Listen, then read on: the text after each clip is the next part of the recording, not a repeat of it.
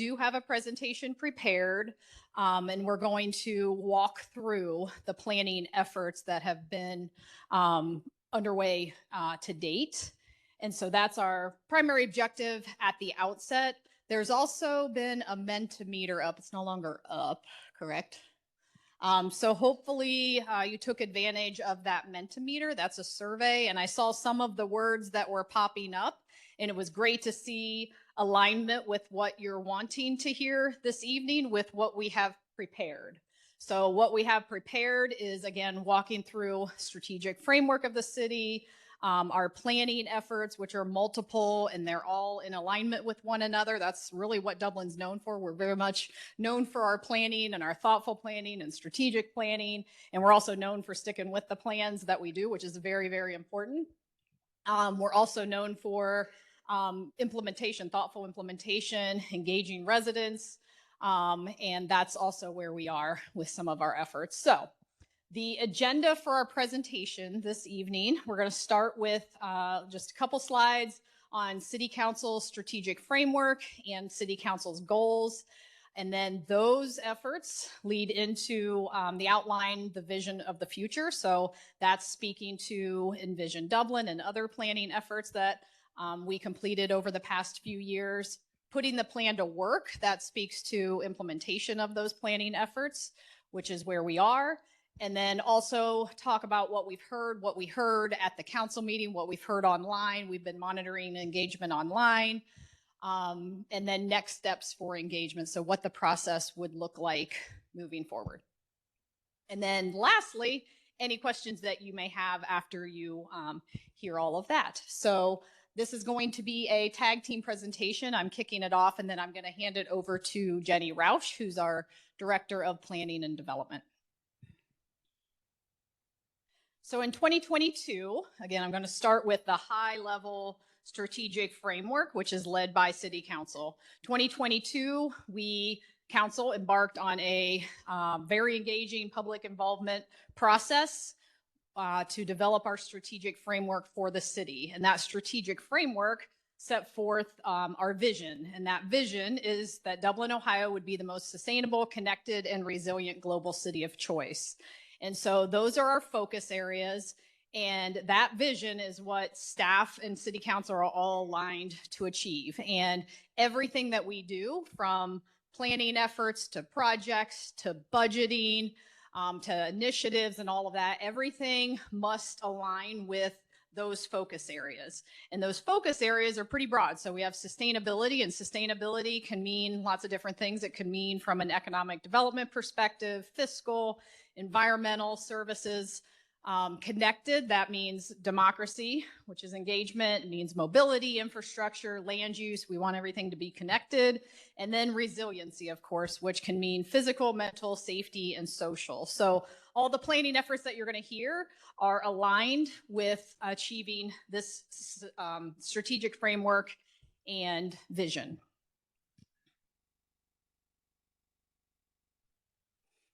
And then I wanted to highlight City Council's goals. Each year, Council adopts visionary goals.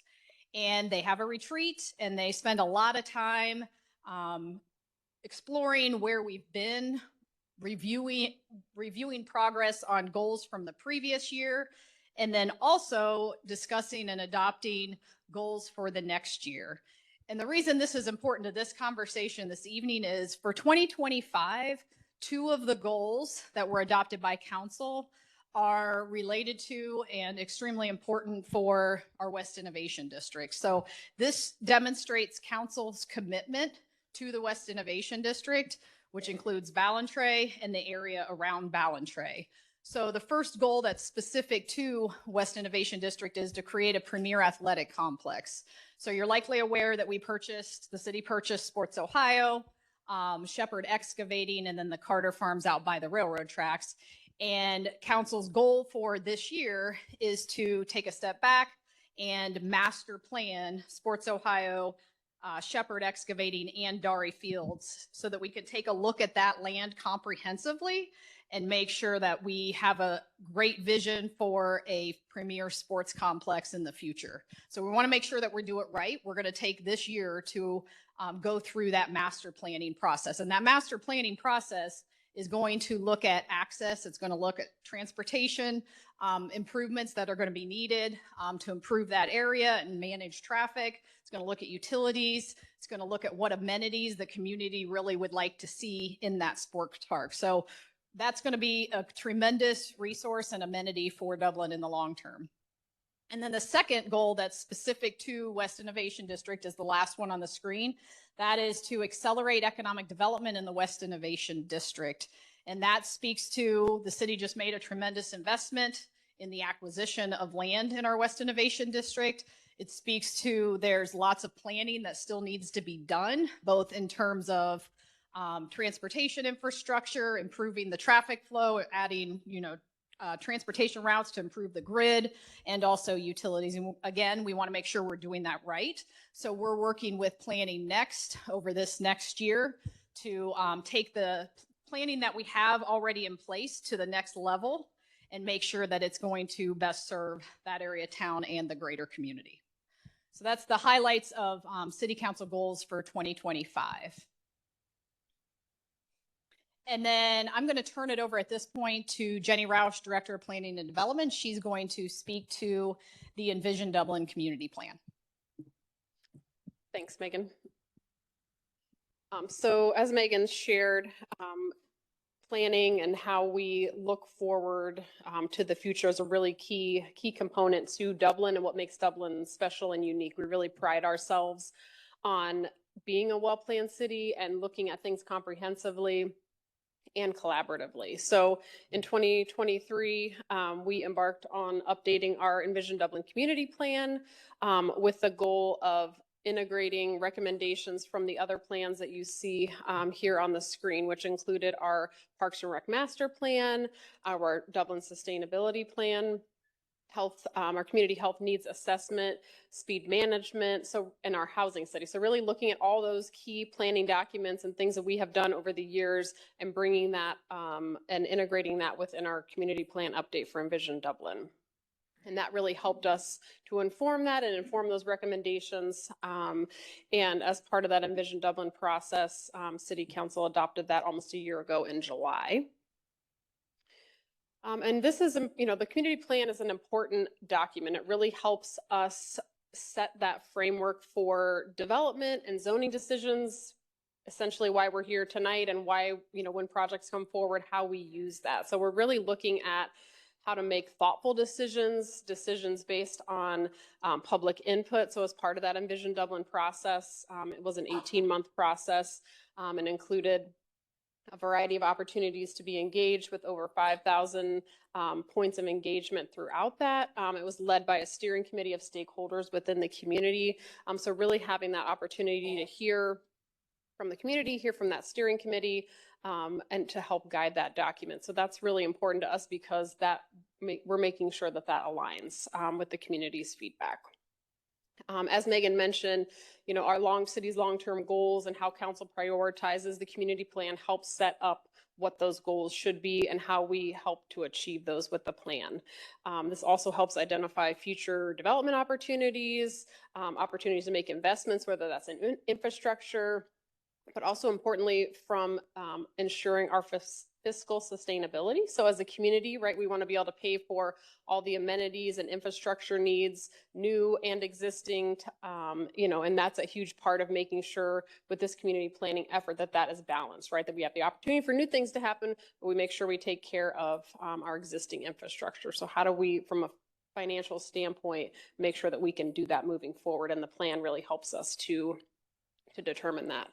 And the community plan, we use that in planning, we use that every day. That is a document that we use to guide our decisions, and we are very thoughtful about how we do that and making sure that we're being consistent in how we're upholding the plan and the recommendations, because we spent so much time and had so much opportunity for input and engagement with council, our boards and commissions, community members, and staff to develop that.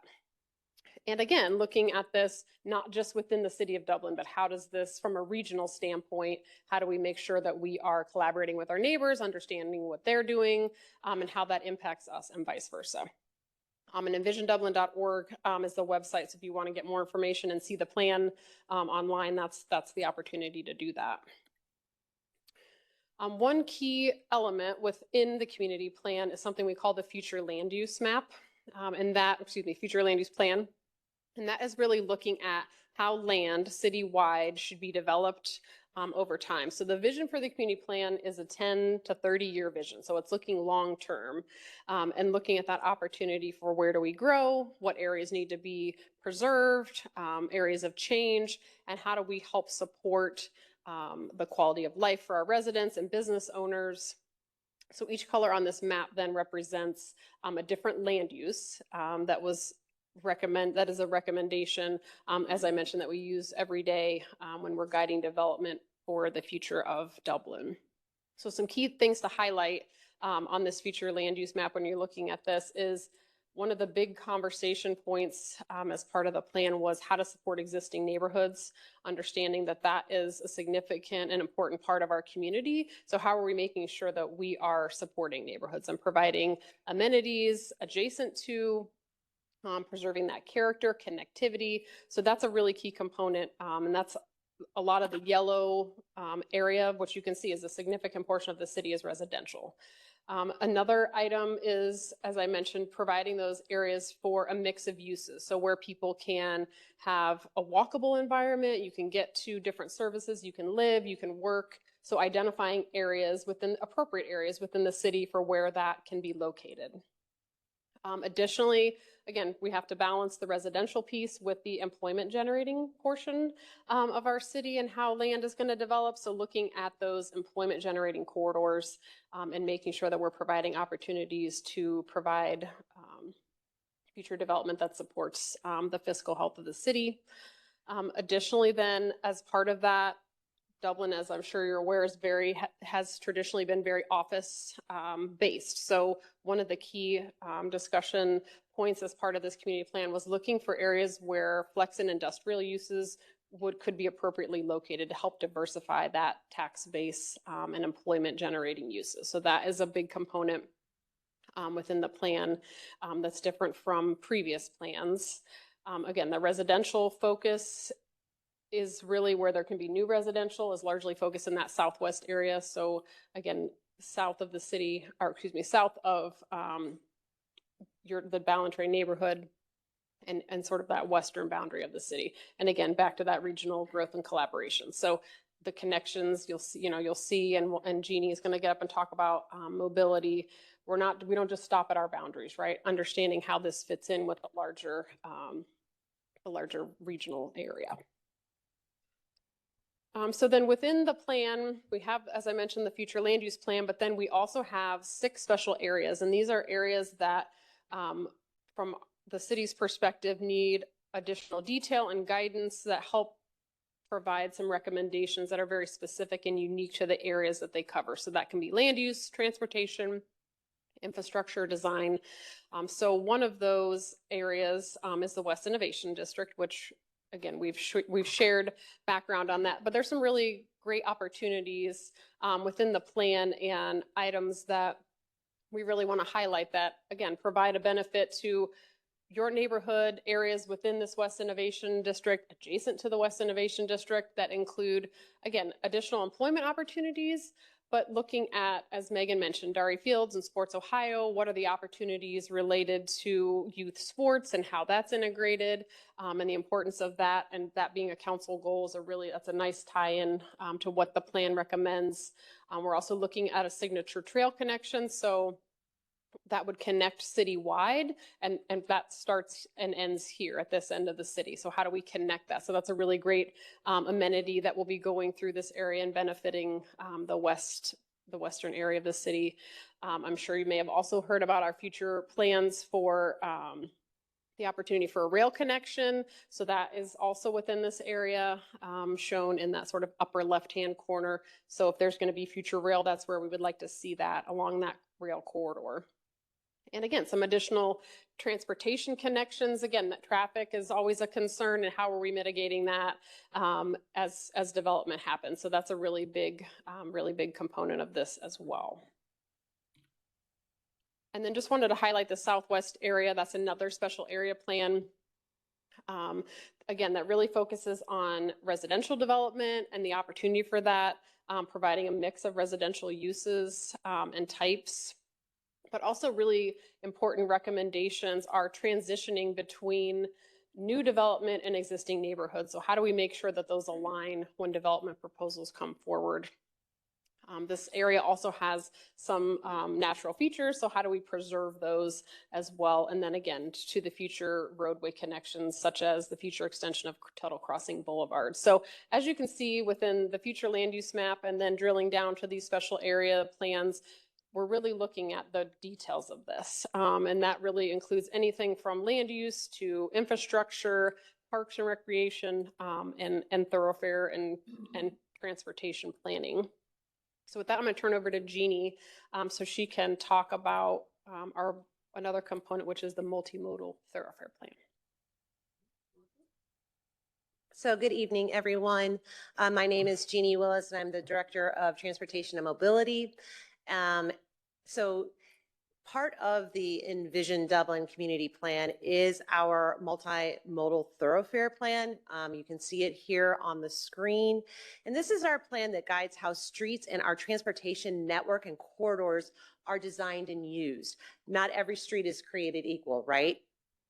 So how do these different types of streets support our cars, our transit, bikes, and our pedestrians? So roadways are comfortable for all roadway users, folks inside your vehicles and folks outside of the vehicle. A really important aspect of this plan is that it is completely integrated with the future land use plan. So Jenny showed you a few slides ago our future land use plan. And when we develop this multimodal thoroughfare plan, we evaluate all of those proposed land uses. We put it in a travel demand model, and then we determine what the appropriate types of roads and streets need to be to support that development, those types of land uses. And this ensures that our transportation infrastructure matches the types of developments that we have for the vision of our future in different areas.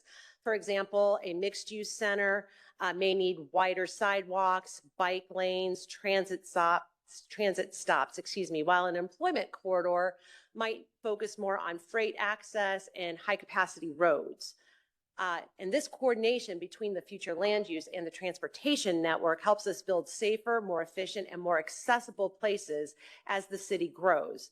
And ultimately, it's about aligning mobility and all forms of mobility specifically with land use so that people can move around easily and sustainably, no matter how you choose to do that in our city. And then this is a different view of a portion of that West Innovation District Special Area Plan. And in this view, we focus on the transportation. So you can see here on the right what some of those future improvements are. We're Eiderman Road realignment, which is currently under construction right now. Extending University Boulevard to connect from 161 over to the existing terminus at Eiderman Road. We're looking at Cosgray Road and what needs to happen to Cosgray Road. Extending Shire Rings further to the west. Houchard Road improvements. New roads to the west of the CSX rail line, passenger rail station and transit planning, as Jenny mentioned, and then of course our signature east-west signature trail. What all of this means is that as Dublin considers and evaluates any development, any proposal that comes in, any rezoning that we'd like to do, we consider it in the context of the existing land uses, and in this particular case, Ballantrae, in this area. Everything that we do, we talk about it all the time about how do we preserve and protect the character, the infrastructure, the special place that Ballantrae is as we plan around it. So And you can see that by this image because we're not building big roads next to Ballantrae and connecting down into Ballantrae. We're removing that traffic away from Ballantrae so that that enclave that is that neighborhood stays that way. So with that, I will hand it back over to.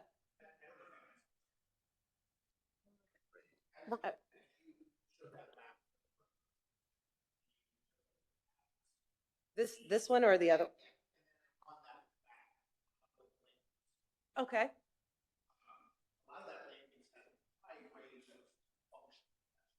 Mm-hmm.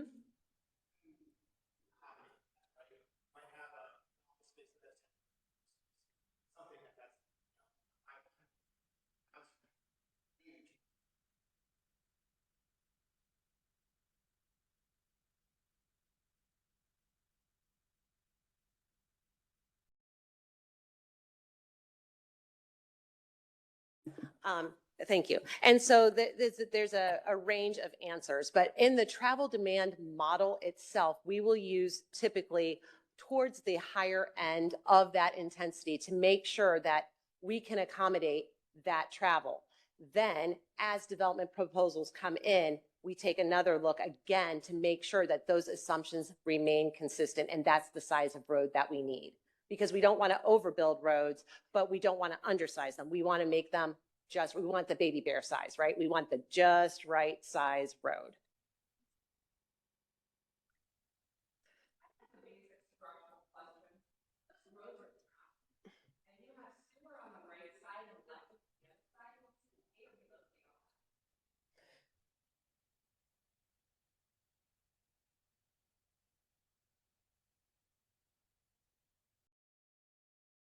There it goes. Sorry. So that's a great question, and it would depend on the type of development that's coming in along with it. We develop regularly infrastructure agreements and development agreements with developers where we partner to implement the necessary improvements.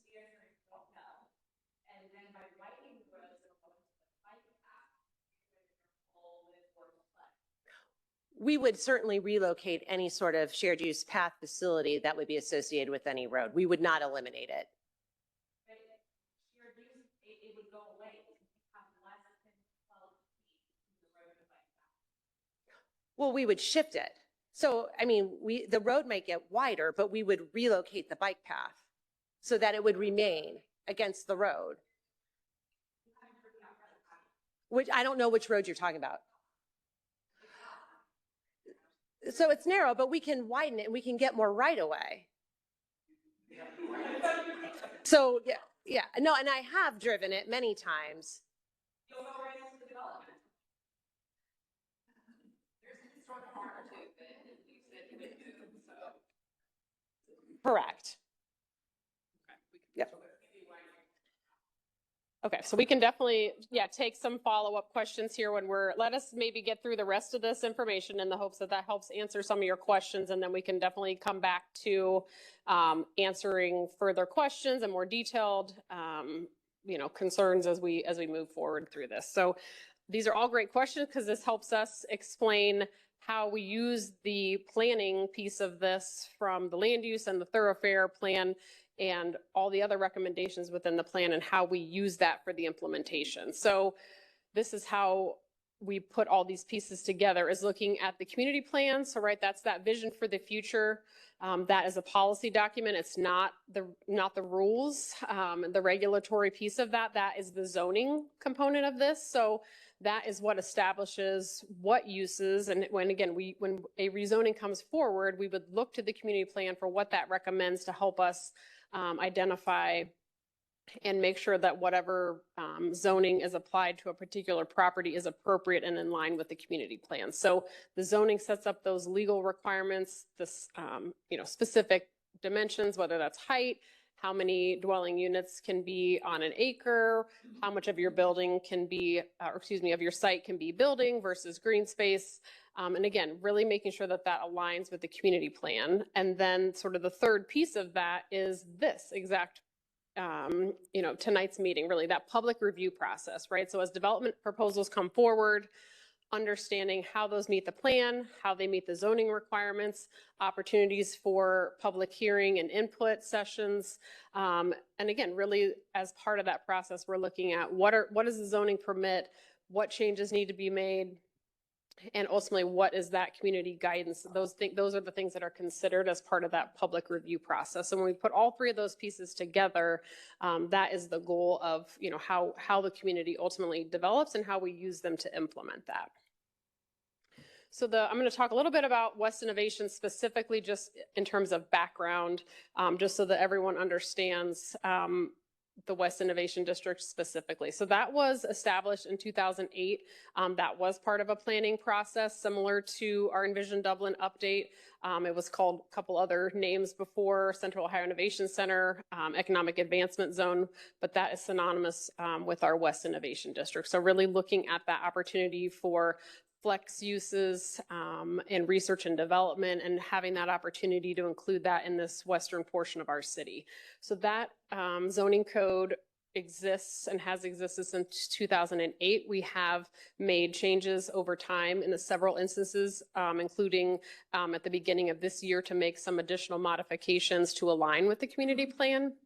So there's 4 zoning districts within West Innovation, and each of those have nuanced requirements for, you know, what can be built there, how it can be built, in terms of uses, setbacks, those kinds of pieces of information. And I have some slides to talk through that, and happy to answer questions about that, and then what the review process is. So when individual development projects come forward, there's a review and approval process for that. So development plans require ART approval, and then conditional uses and site plans require planning and zoning commission approval. So all those are applications that are submitted to our office and reviewed against the zoning community plan, all the recommendations, city standards for infrastructure and transportation, and those bodies then make a determination as part of that, following our public engagement and public meeting rules.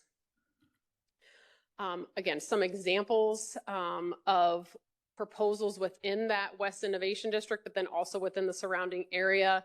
I just wanted to highlight, again, because we're here to talk about the West Innovation District rezoning, but I know that there are other projects that some of you are familiar with, and just wanted to provide the context of, you know, where those are in the process and what those entailed. Again, just so that you can understand what's happening around you and how we use the plan when we review those applications. So Ayrshire Farms, that's located along Shire Rings Road, and that was a single family development that was approved in 2021, is currently under construction. These other 4 projects that I've highlighted here, Farms at Cosgray, Miller Farms, which was previously known as Amlin Crossing, Irish Village, and Avery Crossing. Those have all been reviewed in some form by the Planning and Zoning Commission, some of them multiple times, and again, have a variety, whether that's residential and a mixed use component. But again, those are all applications that have been reviewed for feedback, so no decisions have been made on those. And if future projects move forward, those again would be submitted and reviewed through that public review process. So as Megan mentioned, again, the city owns a number of properties within the West Innovation District, including the most recent acquisition for Sports Ohio, Shepherd Excavating, and Carter Farms. So the properties that are within Franklin County, those have been annexed to the city. The properties that are located in Madison County are going through that annexation process. But again, you can see the amount of property that the city owns, and the city strategically buys property to help implement the community plan, and really looking at how we can leverage this property, whether that's for future park development, transportation improvements that Jeannie mentioned, or potential, you know, catalytic economic development projects. So owning the land, the city owning the land, is really an opportunity for us to make sure that we are you know, having control over what's being built and how that supports the overall community. So it's a really great opportunity for the city and a powerful tool to make sure that the plans and development align moving forward. So the particular proposal for the West Innovation rezoning is 370 acres and 9 parcels. The city owns the two parcels that would, if Shire Range extended, the two parcels that are south of that adjacent to Dari Field. So the city initiated a rezoning for those parcels, but have had conversations with the other property owners within the area and their interest in being part of this rezoning application, again, to align with the community plan. So the goal is to make sure that we're implementing the plan, that we are aligning with council goals and that economic development strategic plan. And again, this is really helping to set the stage for future development. It's establishing the zoning for that, and this is being done ahead of any specific development project. So for this particular application, it's currently zoned R, rural, but when we're taking a rezoning, whether the city's initiating a rezoning or a private developer is coming forward and initiating a rezoning, we really look at that future land use and what that recommends. So that's what's shown on the left side of the screen. And you'll see that it has the Flex Innovation is the lighter purple and the darker purple is industrial. So the rezoning application that's before council is to recommend that the properties located east of the rail along Causeway, that those be within that Innovation District 2, because that aligns with the future land use recommendations for Flex Innovation, whereas then properties on the west side of the rail would be are proposed to be ID3 because those align most closely with the industrial uses. So from a review process standpoint, as many of you are aware, this went to Planning and Zoning Commission for that rezoning in February. It was then forwarded to City Council and tabled at that at an April meeting with, again, the goal of allowing more time to share the background to this and hear your questions and help provide more information about why it's being brought forward. So in terms of what we heard at the council meetings, Planning and Zoning Commission meetings, really just want to highlight, again, we hear what your questions have been, and again, want to provide a little bit of background of what the codes allows or requires, what we've done with our most recent amendment to the council approved to potentially already address some of these concerns that you had, and then what we can do moving forward. So really wanting to make sure that we're hearing that and looking for those opportunities, again, to make sure that any future development within this area is appropriate. So again, lots of questions about permitted and conditional uses, setbacks, landscaping, buffering. So what's happening on the edges and how are buildings being located on the site, noise and lighting, building height, feedback, and then communication in general. So I'm up here on the screen are the permitted and conditional uses that are permitted generally in IDs 1 through 4, which are the 4 zoning districts in the West Innovation District.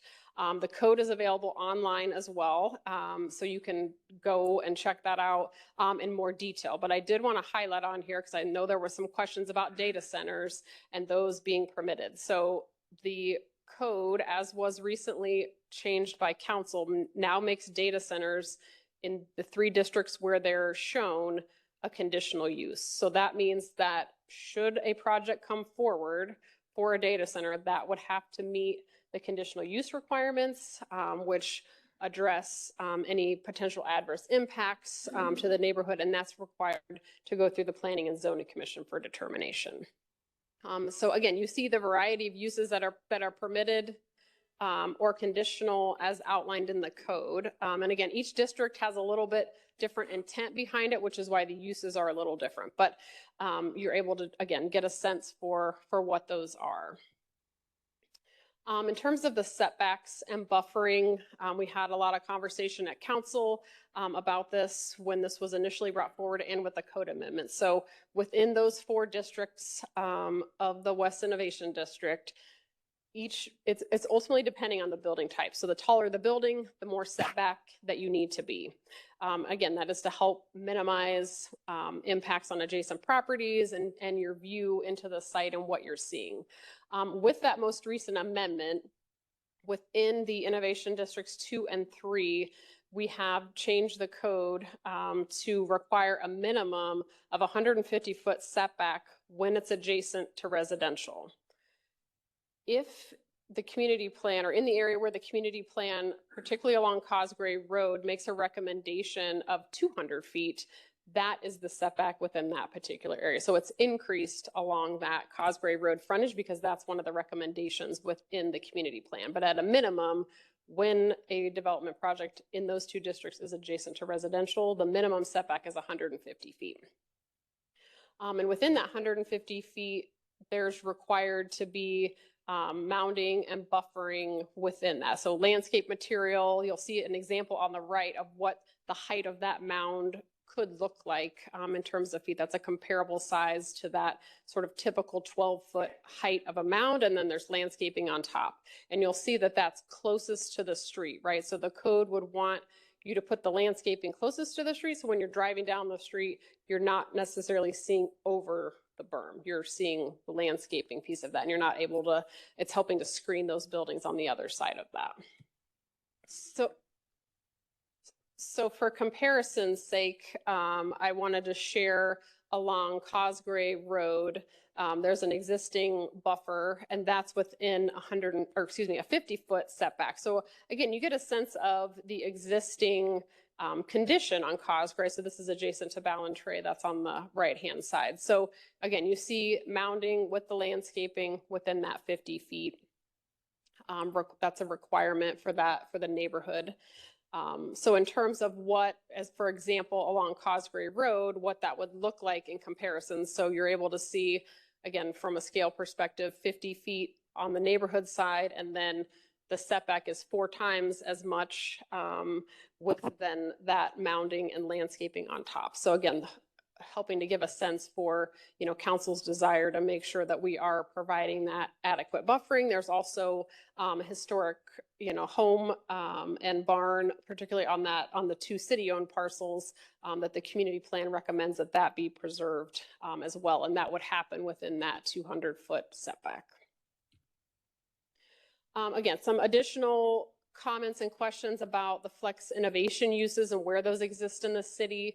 So we provided just for context, what, you know, where those currently are. And then in addition to that, what the setback is for those particular uses, just again, so you can get a sense for, here's the building, and then here's the setback with, you know, from the right of way to the building. So Command Alcon, that is located along 161 and Crosby Court, adjacent to the AWS data center building. And then on the bottom of the page is O'Brien Robinson, that's located on Shire Rings Road. So both of those have a 100-foot setback from the right of way to the building. And again, these don't include mounding because that's not required or wasn't required at the time of the development of those projects. But again, it gives you a sense for the building and the setback. Then again, in terms of manufacturing and assembly uses, ICU Medical, that is located also on Shire Rings Road, and that has a 160-foot setback. And then Roto, which is located off Discovery Boulevard near Perimeter Center, that is a 180-foot setback. Again, just to give you a sense of what that, when you're on the street, what does that look like? And then another example is Hidaka, also on Shire Rings, that is 220 feet setback. So in terms of noise and lighting, again, we've heard concerns about both of those items. We are in the process of contacting AWS to understand how to help address the concerns for the existing data center. We also have had conversations with some of our neighboring jurisdictions that also have data centers to understand how they've addressed concerns related to noise so that we can learn from that. And again, if future code updates need to happen, that's something that council also was very interested in understanding as projects move forward. And then from a lighting perspective, again, we have to meet the lighting code, but wanting to make sure that we're minimizing any light trespass. And again, any future code updates that are needed, the opportunity to change, you know, to make any modifications we need to address that. And then the last item is communication. I'll just chime in real Oh, sorry. quick. There was a question Oh, about sorry. what AWS stands I'm for. sorry. That's Amazon. And when Jenny was talking about Amazon and data centers, she's referencing the existing one that we Yes. have. She's not referencing any proposal or future data center. And I just thought I'd take this opportunity to make you aware that we are not aware of any data center proposal. I've seen on social media and some communications out there where there seems to be a thought in the community that there's a data center being considered for this site. And I just want to set the record straight that we do not have, we do not have any proposals for a data center on, that's different than having a proposal. I just want everybody to know we do not have a proposal for a data center currently that we're aware of. And we're going to need, if we can get Jenny, if we can have Jenny make it through the end of the presentation, in order for the folks that are online, and we do have 58, last I heard, there were 58 online, 66 online. They are not able to hear, and they're commenting in that when there's questions from the audience not using the microphone, they can't hear the question. So when we get to the Q&A, we're going to need to have you come up to the microphone to ask the question so that those folks online are able to hear the question as well as the answer. So thank you. I'm almost done. So other feedback that we heard as part of this, again, is our notification requirements and being able to share how projects are communicated. So when a rezoning is, an application is before us, we are required by the code to send out notices to property owners within 300 feet of that particular parcel that's being rezoned. So those are sent, you typically get a postcard from the city that talks about what the application is, how to find information on our website, what agenda it's scheduled for. So if you're within that 300-foot buffer, then notice is provided to you.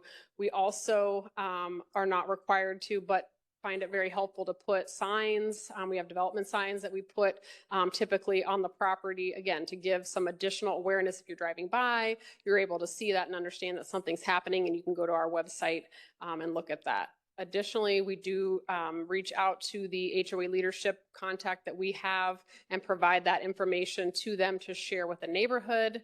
Our website also has a specific page for development applications. So this website that's here on the screen, if you go to that, you can see an interactive map that has every development proposal that's been submitted to the city, where it is in the process, a link to click to a landing page that has all the information that's been submitted, because once an application is submitted to us, that's public record. So we want that to be shared and be transparent so that you all can understand.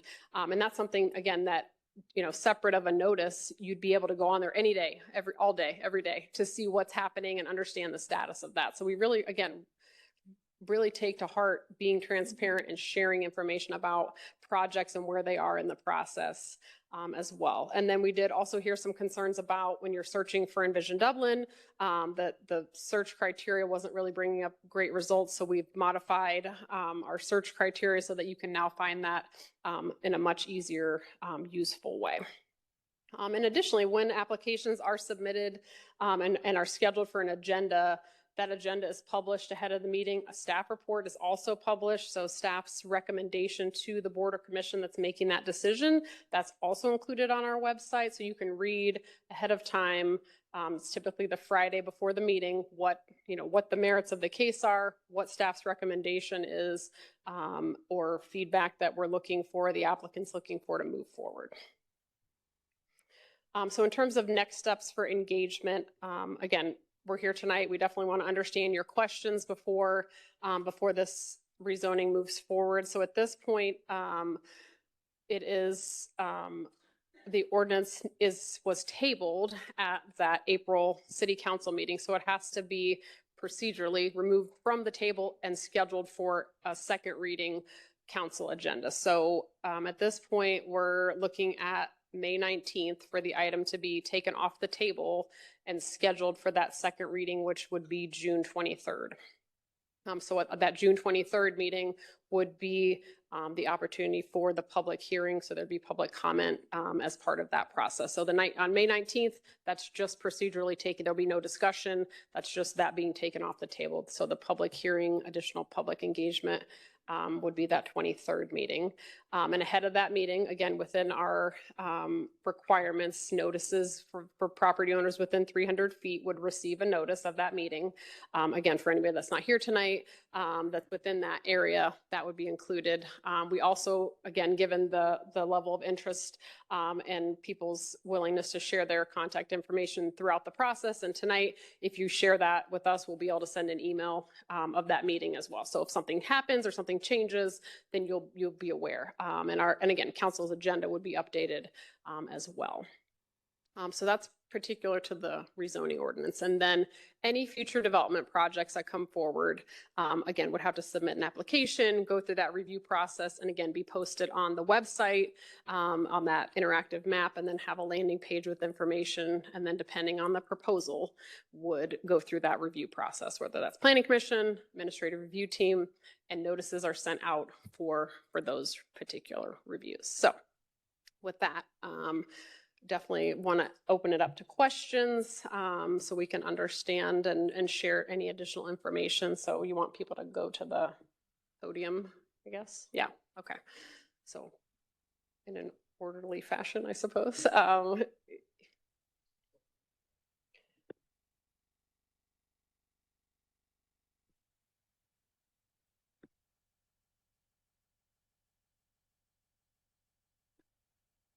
All right, thank you guys for putting this on tonight. Just I want to make sure I understand kind of the process right. So the Envision plan, I know you engaged a lot of people in the community about putting the plan together. The land on Cosbury directly across from Ballantrae was from that plan to do flex innovation. And as part of that plan, with all this feedbacks, data centers were not part of flex innovation zones. That was part of industrial. So what happened in February to make, why was that change made where now data centers can be considered as part of flex innovation? So part of that is when I shared that what the existing zoning code permits. So in West Innovation, ID2 and ID3, I'm going to pull up the code so I can make sure I'm speaking to the right information here. Were current allowances for what's permitted and what's conditional. And with that code change, sorry, I just want to make sure I have the right.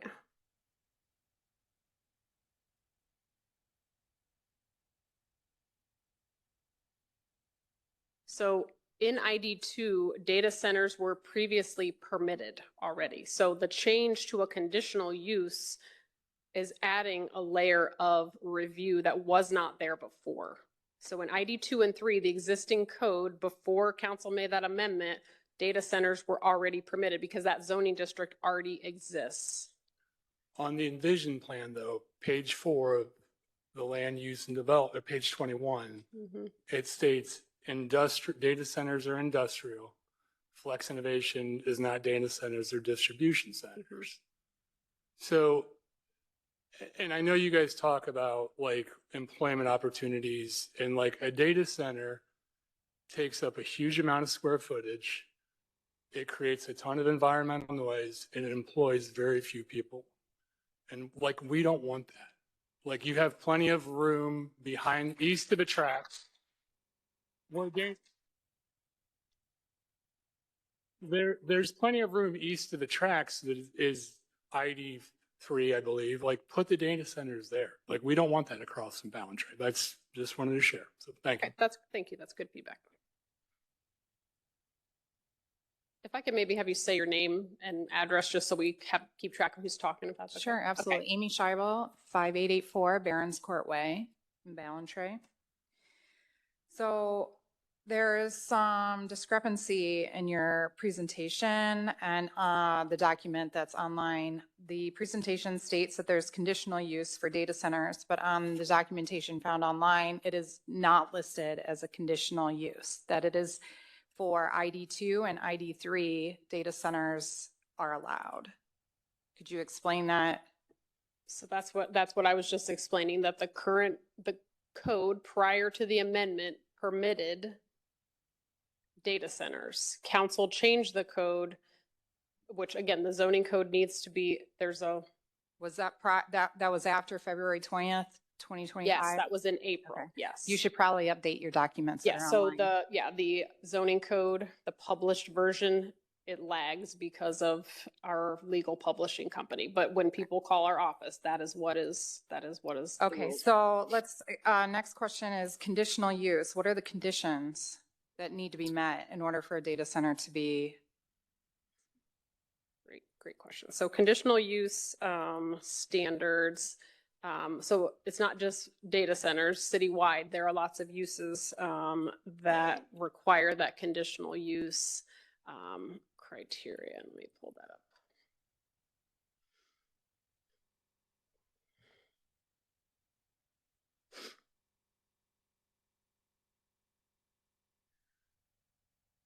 So there are 10 criteria that the Planning and Zoning Commission consider. So the proposed use be harmonious with and in accordance with the general objectives of the code and the community plan, apply with the development standards, be harmonious with the existing and intent character. You're so smart. I'm going to put it on the screen so I don't have to read it to you. Or I can do both. Let's see here. No, I just lost it.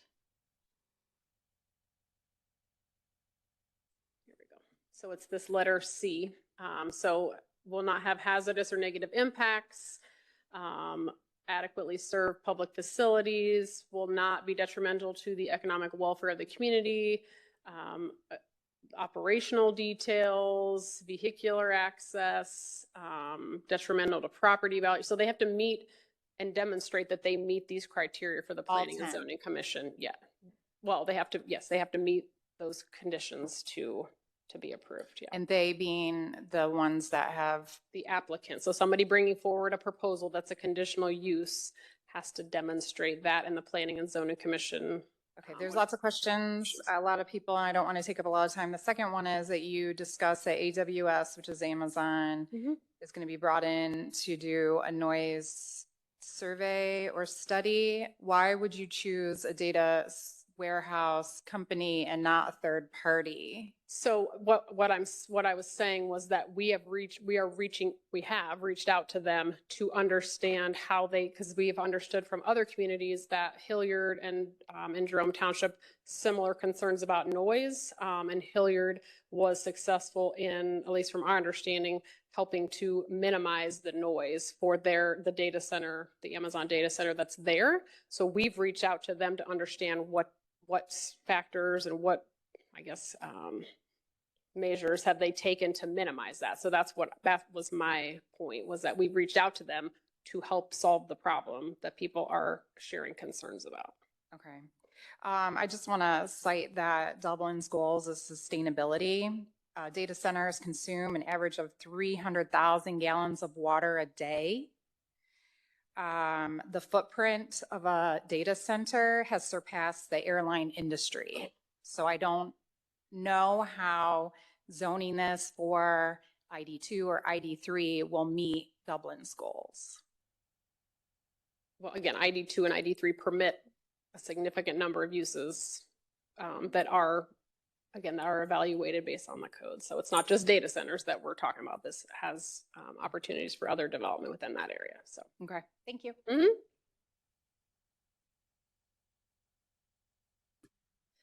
Hi, I'm Amy Swank. I live at 5945 Vandeleur Place.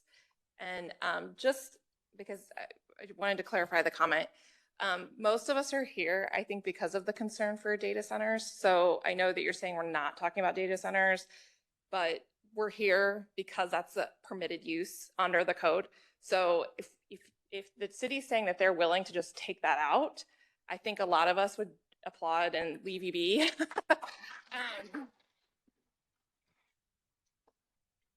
So that's an option, just to throw that out there. okay. I did have a couple of questions, though, about the Envision Dublin plan. So specifically, and I know my online friends can't see this or anyone, but on page 44, there was a really involved chart that goes through kind of the pros and cons of all the different types of zoning areas that the city has. So everything from residential to industrial and everything in between. And you kind of evaluate it based on tax revenue and infrastructure required. And, so I kind of just want to like ask some questions, if that's okay, about flex innovation and this chart specifically. So revenue is listed as high for both property tax and income tax for flex innovation. Again, I completely understand that we're talking about multiple different classifications of properties, but can you explain how flex innovation property, particularly data centers, are going to generate high revenue and high property taxation for the city, please? I might have to have Jeremiah, who is with economic development. So maybe can we put a pin in that question? That's a good question. I mean, okay. Well, in the community plan, I guess in general, that chart that you're referring to is a really key component to that fiscal health of the city, right? And the balance of residential versus employment generating uses, and how do we balance that? So again, I'm glad that you're raising that, because that is something we definitely are considering when we developed the plan. I mean, I will say that I've lived in Ballantrae for 18 years, and my experience, and I know a lot of people in this room, they are sophisticated individuals. They're small business owners. And so I do think that they appreciate what the city is trying to do with balance, revenue, and expense. Like, I don't think that's lost on anyone in this room, or frankly in our neighborhood. So my second question, kind of related to that same chart, we talk about infrastructure as the second thing, and those are listed as low. So for flex innovation, you're saying that the infrastructure required would be low. And I think, as we've heard several times tonight, it doesn't really seem like all categories, and frankly, any expansion of Cosgray Road is not going to be a low infrastructure. So did you do some sort of study to reach that point, or how are you reaching the conclusion that that is a low infrastructure expense? It's page 44 of the Envision Dublin plan. We can also wait on that question too.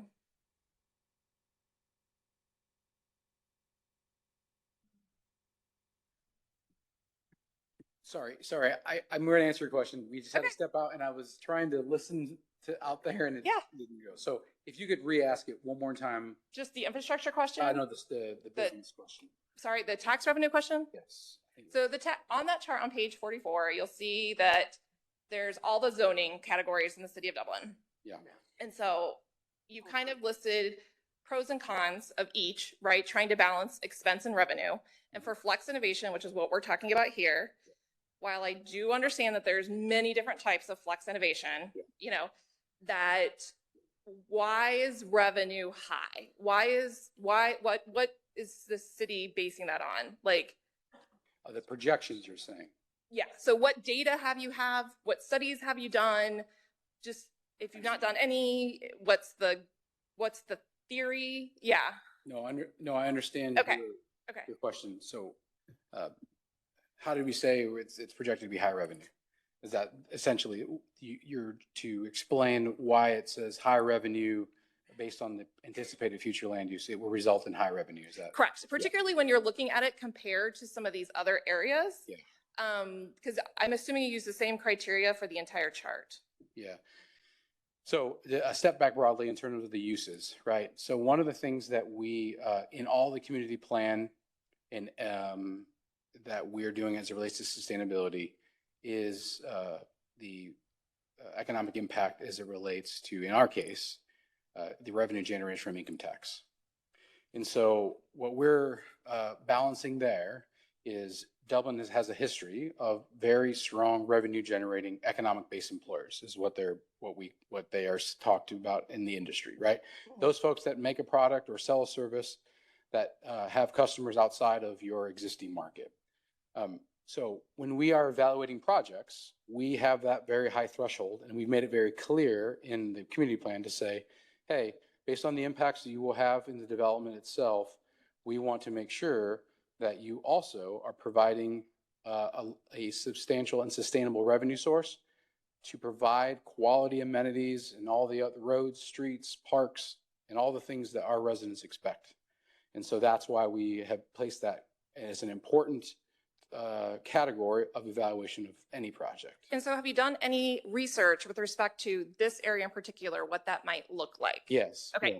You mind? Yeah, we commenting on have. Yes. Okay. So at a high level, our current real estate availability in this tech flex space is less than 7%. It's pretty much all full. And the other buildings that would be considered in a similar nature are not competitive in a lease or for sale structure. The current economic development pipeline of projects that we see not only in Central Ohio, but in other parts of Midwest states, because of the cost of doing business and the benefits of the Midwest, really, those projects are the projects that are most sought after today. In fact, if we saw a couple of those existing companies that if they were to want to expand and they would say, hey, I'd like to expand on Shire Rings Road, and they'd say, where else could I do that in Dublin? There is no place. West Innovation District is the location that they could expand. So 2 follow-up questions on that. Can you explain how a data center specifically would generate high property That's right. tax and income tax? So we would evaluate that, and hearing what you're saying today and knowing what we know from a land use and highest and best use, absolutely would take that high threshold of consideration. In fact, now it's a conditional use. And so if you saw the 10 or 12 items that were up there, one of those was based on the economic impact. So would the city be willing to remove it as a use conditional or otherwise? I mean, that's a topic for the elected I think that's officials. what the community is asking for. And I think what we're acknowledging as, like I said, sophisticated people that I think understand Sure.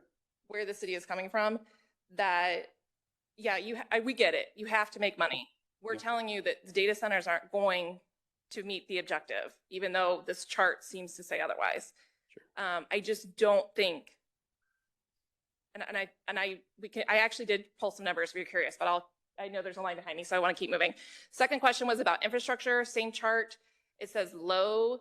And so the questions are basically the same. The questions are, have you done any research to figure out if the cost of what you're proposing to do on those is actually low? While you're thinking about that, I'll add that one of my neighbors is a former PUCO employee. She did send me some information. Again, to respect my neighbors, I'm going to not go into detail on that. She seems to think that AEP has no plans that would allow transmission of the level of electricity, the data center, or anything that's industrial in nature for that area. And those power lines, if they did have a distribution center, would have to go somewhere. Yeah. So it really, again, seems like this low is maybe a misnomer for this chart, that the infrastructure requirements for water and electric would be significant. Yeah. Understand your question about the power and service use. Okay. So as part of the implementation study we're doing now as it relates to infrastructure and utilities is to basically provide real data on the actual lack of, essentially, utility capacity in that area. So to answer more directly, today, if a data center, and there is not one, just to be clear, there is no data center project. There is not enough infrastructure there to support a data center today. So can we remove it from the code? Yeah. That's going to be a question for council based on feedback for today. That's what I'm saying. I don't have the authority to tell you one way or the other. That's going to be for council. So I will let the next person go, but I just want to make it super clear. I'm not just advocating for a balance rate here. I don't think the city of Dublin should have a data center in the city of Dublin. It doesn't,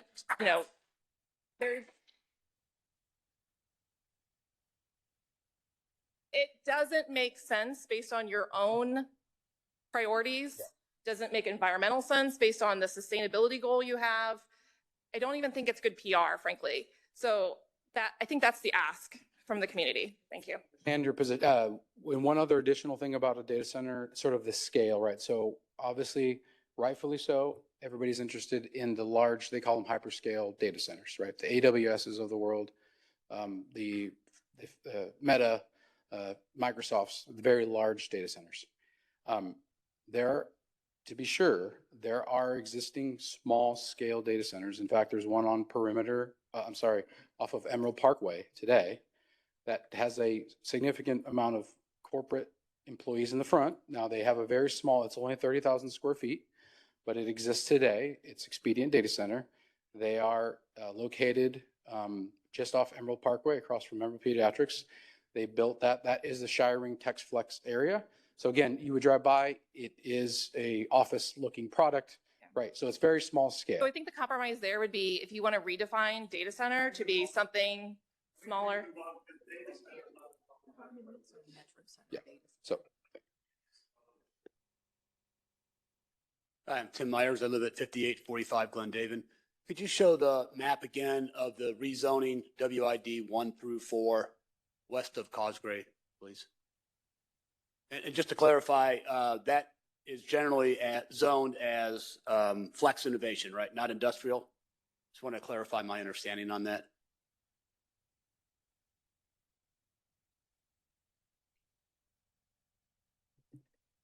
Sorry, let me scroll to that real quick. So what are you speaking of particularly? So the proposed zoning west of Cosgray is all industrial or flex innovation? I'm going off the. So both. west of the rail, yeah. Okay. This is ID 3. Okay. So that would align with the industrial. Okay. And then the area that is east of the rail Okay. along Cosgray is ID 2. 1, 2, and 3. Okay. 2, yeah. All right. So maybe a little bit to her question. I'll try to make it quick. We did this, right? We're doing this for some type of economic impact, right? So what is the expected revenue and what are the expected expenditures, right? So as a net, how does the city come out? yeah, so that goes into the evaluation of a future project. So we are always evaluating the project with a positive net ROI. Okay. So right now, all we've done is the zoning. We have no idea how much revenue we're going to generate or what it's going to cost. Right. So that's accurate. What I can say is that in the development process, without zoning, there is no discussion. There's zero potential for any development to happen commercially. Okay. Because without that process is too long of a timeline for the project to make any sense for the business owner. Okay. There's time and risk and money in that. And so what we're doing here without a project is trying to set the conditions for development. We're only setting conditions. We're not lowering the threshold or the review process. Okay. That still stays very high. We're just saying that the uses, and in this case, data centers, are not permitted anymore. They're conditional. Okay. That's Kind of what I was getting at is if there's a lot of concern from the public about how these things are zoned, Yeah. if we change one from ID 3 to ID 2, what's the economic impact and what damage would that cause the city of Dublin? Yeah. No, That's not clear at this point, right? you're right, because there's not a project. So what we're following on that decision is based on the community plan. So the community plan on the west side of the tracks provides for the industrial, which is ID 3, Okay. and then ID 2. So we're essentially following the plan and saying, hey, this is the tracks essentially where the dividing line for But as soon as council approves that rezoning, then ID 3 is fixed. Right? So yeah. that we get what we get. Yeah, the zoning, yes, but the review process remains the same. So the threshold remains the same. All we have is changing on what is permitted or conditional. Okay. So it will still go through a public. I just review think some of the concern is we don't really know what could Yeah. go into No. ID 3. Yeah. We could get a large distribution center that's going to have 18-wheel semis running at all hours of the night. We don't know that. Yeah, right? so- So Yeah, once it feels like, once it's approved by council, then that's it. It's cast in stone. only the zoning, right? So only on the zoning. Yes, the zoning is code, it's a law. So that you could change that, but there is no project that we could say, hey, if you, in West Innovation District, if there's a threshold, they said, hey, I had a conditional use, for example, right? That opens up a whole nother public process. So that's still open for discussion going forward. Yeah. I mean, what we're doing here is just putting the ground conditions in place. Like here's the permitted and conditional. And so it works the opposite too. So if someone would come in and it was not a permitted use, I don't remember as a table, but if they came with something that wasn't permitted or conditional, the answer would be no, because it is not in the permitted or conditional. Just want to make sure we still have an avenue if we find out about something going in Innovation 3, we can address those concerns and it's not fixed in stone and no one says, well, it's too late, you missed the window. Yeah, and it goes through, I'll let Jenny talk about the administrative review team process, Okay. which is a public process that we notice, and that's another public engagement approval process. Final question. In the Envision Dublin, it also talked about growth pressure. And so I'm just curious, why does it seem the roads are the last things to get built? We do all this development. We're down to Cosgray as a 2-lane road. And then it seems like we have to wait till there's an accident or somebody gets killed before the roads get fixed. Yeah. So when we're thinking about this innovation district, what's the strategy on the roads? Yeah. I'll let Jenny talk. Because it's hard to get out on Cosgray today at rush hour, right? So envision all that construction traffic and we still have a 2-lane road. Yeah. So what's the strategy to address the roads, the traffic congestion, So and development? yeah, so that's a really great question. And the reason why infrastructure seems to lag is because we want to wait. Remember when I said before, we don't want to overbuild the roads, but we don't want to underbuild them. We want to make sure that they're the right size. We need to make sure that we understand what the use is, the trip generation, and then size that road appropriately. So for example, Mount Carmel Hospital, we took a look. We got the application in, then we evaluated what that roadway network needed to be. People who live in that northwestern portion of Dublin would have told you for years that Bright Road needed to be widened. We did not widen it until we knew what we needed to accommodate. As soon as we know, we jump That's into fine. action. That's fine if you don't live there. Okay? That's a wonderful plan if you don't live there, right? And from what I saw in the Envision, you've got different sets of roads, right? You can't be that far off. You can't leave Cosgray a 2-lane road while all this is going on. But that seems to happen all the time. So ultimately, you are correct. We do not envision Cosgray Road remaining a 2-lane road in the long term. But again, we need to understand what that future land use is going to be, what those businesses coming in or however that land is going to develop, what that's going to be, because they have different impacts. And we want to make sure that we are spending the taxpayer dollar correctly and responsibly to address those concerns. I understand, but you don't live there. The other factor is that we work with the developers, and as part of development agreement discussions, we require them typically to contribute to any infrastructure that's needed to mitigate their impacts. So we get contributions from developers That's like all- Ohio State, which we worked through with the Ballantrae community. Ohio State contributed to the construction costs of University Boulevard, intersection at That after it Avery and was built? Shire Rings. Was that No, after it was built or They before? contributed to the project as it was being, but I to think what I'm enable it asking to be is, built. let's have a little bit of foresight and consider the impact Mhm. of the traffic and the congestion, because your own plan says growth pressures and traffic is a big concern in that part of it. So I would hope that we're not waiting till the last minute. Meanwhile, we're all impacted, and the speed of construction is 3 to 5 years sometimes is what it feels like. And that's typically how long a development would take as well. Okay. So Let's that's just make why, sure the that's roads why it's go in at the designed. same time. Absolutely. All right? That's Thank the you. goal. So there was a question online that I think it'd be good to facilitate this discussion for Jenny to answer now. It was the status of, The Farms at Cosgray proposal, which I had shared on the screen as one of the previous proposals. So again, showing how we look at the community plan for proposed development. So Farms at Cosgray is actually located on, or was proposed on one of the parcels that's part of this rezoning application. So it was for proposed residential development, and that was reviewed by the Planning and Zoning Commission and feedback provided. So nothing was approved for that application because it was just a conceptual conversation, but Planning Commission, again, as part of their review, identified that that did not meet the future land use. So that residential proposal along the rail was not compatible. And we've definitely shown over time and council, policy that, residential along the rail provides a lot of challenges. So that proposal, when that was reviewed by the Planning Commission last year, did not move forward because it didn't meet the plan. Yes, sir. My name is Joe Canalongo. I live at 7012 Water's Edge Drive in Dublin. My question relates to what you said about the setback earlier of 150 feet and 200 feet. Obviously, that's because of noise that could be transmitted. My question to you is what does Dublin have specifically in its zoning that states a noise level as it addresses residential neighborhoods?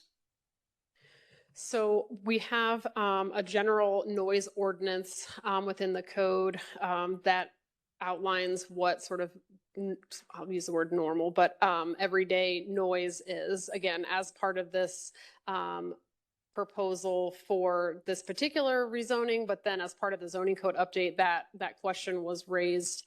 Is there other amendments to the code that potentially need to be included to address that? So the current code does not get into a significant amount of detail in terms of like specifying decibel levels and those types of information, but that was definitely something that we've heard from the community that we are looking into, and council has made a similar, similar comments as part of that as well. So that there's more work to be done on that. Because the neighboring communities have specific levels between 11 at night and 7 in the morning, which is important to an individual's health. Okay. The other question I have is with regards to variances. Mm-hmm. Have you had any cases in which a variance was denied and it went to court and you lost?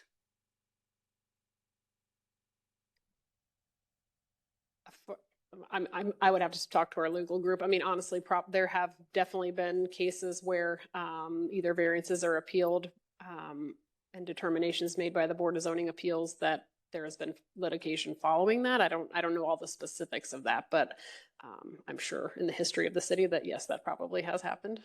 Okay, thank you. Uh-huh.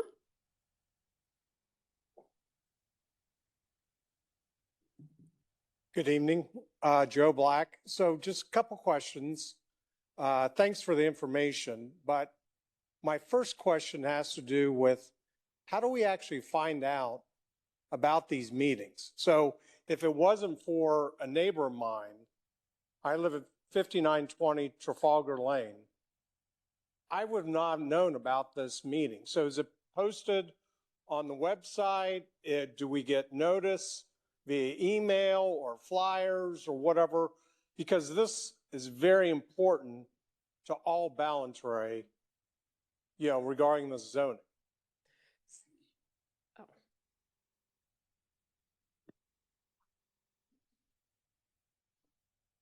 But Deputy Director of Communications and Marketing for the city.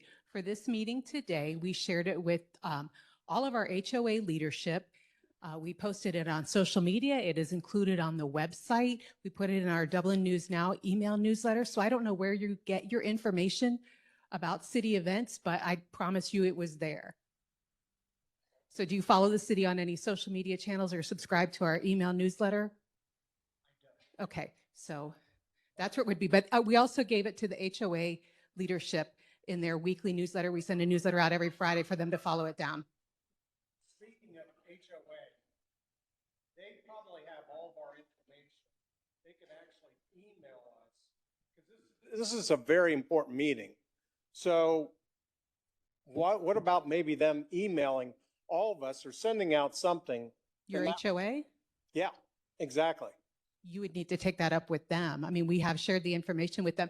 Also, just to follow up too, if we've collected email addresses here as well as at the council meeting for those of you that attended to offer public comment. And so we have emailed that group as well, and we will continue to email those emails that we have about any updates to this.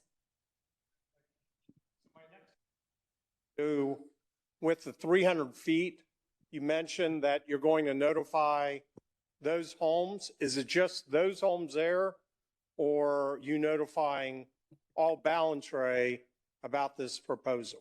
So our zoning code requires, basically you're drawing a box around all the properties that are going to be rezoned, and 300 feet, within 300 feet of that, those are the properties that get that legal notice.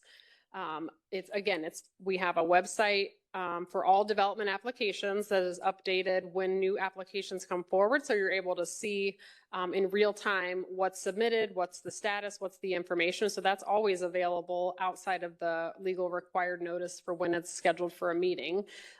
Again, as Ash said, our goal is to share with the HOA leaders, and our hope always is that the whole point of that is so that is shared with all the residents for awareness. Yes, and as I mentioned too, we do try to put signs on the property that an application is scheduled for. So again, you can go to our website, understand, see the information, and learn for yourself. And then there's a staff contact on there, so you can always reach out to staff. You could always call the development building as well. So one of the things I would ask is this affects all Ballantrae. So I would ask that you make the effort beyond the 300 feet to look at all Ballantrae, because if individuals knew what is being proposed right now, I am sure that a number of individuals would not be happy that the way the development is probably going or it's being proposed. So I would have that asked to all Ballantrae at least to be notified of that. And then my last question has to do with revenue. So it sounds like to me, right now, it looks like revenue within that parcel of land is going to be not up to par.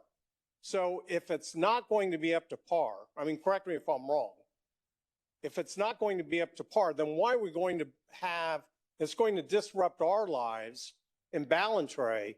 Why go through it when the revenue is not there to offset what we're going to have to go through? So just to understand your question, you don't believe, your understanding is the revenue on the current property will not generate enough revenue to offset the costs? No, what I'm saying is, it seems like to me this is a low revenue generating area. If that is the case, then why are we going to go through the entire process? Maybe it's not a data center, maybe it's something else, to develop all that land when it's not going to generate that much revenue,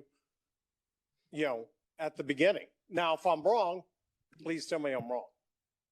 So what we're doing now is setting conditions to increase the likelihood that it would increase revenue for the property use today. So when we make planning decisions, we're thinking highest and best use.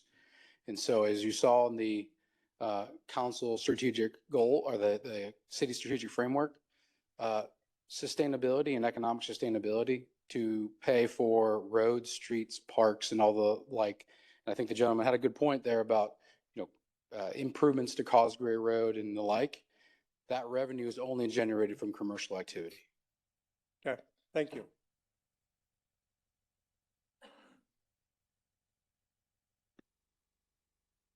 Hi, my name is Stacy. I live on Newtonmore Place. I have a couple concerns with some things that have been done by the city. A lot of it does go back to Causeway Farms, and a lot of it goes back to the rezoning and what I feel is a giant rug pull that's been done by the city council. I believe your name is Jeremiah. Is that your name, sir? So you talk about potential future use investment and how you're setting the stage and how people aren't going to want to invest until you rezone. But you had an investor up until, I believe it was June of 2024, who had previously bought land that was zoned for residential. Is that correct? That land was zoned for residential. She's talking about, So yes. again, that was that Farms at Causeway Right. proposal that I was. Yeah, but that was zoned for residential, correct? So when they purchased the land? It is zoned rural, which Right. is a residential district, but the density that this developer was desiring is greater than what the code Right, would but my allow. point is, he was developing for permitted use, correct? he needed to rezone that property to allow the level of residential at that density that would be required. Right, but he was doing it under what was a permitted use, correct? No, they needed to rezone that. So the rural district has a specific density, like how many lots you can divide a particular parcel in. So the size of those lots required them to go forward with a rezoning, and that rezoning application, again, looks at the community plan, which is recommending this flex innovation. Sure, but I know a bunch of us here built, and we built because when we built, we saw all that beautiful land not being all of this flex innovation and all of this industrial, because we don't want to see our property values tank. And if our property's value tank, your taxes tank. I don't think anyone wants to see that happen. So you're talking about potential employers and potential investment. And if people keep seeing these rug pulls, who wants to build somewhere where they could get into a project and be told, oh, no, sorry, it doesn't fit this zoning. No, sorry, it doesn't fit this zoning. Who wants that? I own a small business. I live in Dublin. My business is in Dublin. I have dealt with all of this. Who wants to keep getting a rug pull? So the change to the future land use map, again, was part of the Envision Dublin It was process. after you started it. And I am telling you, as a resident, as a business owner, we're tired of the rug pulls.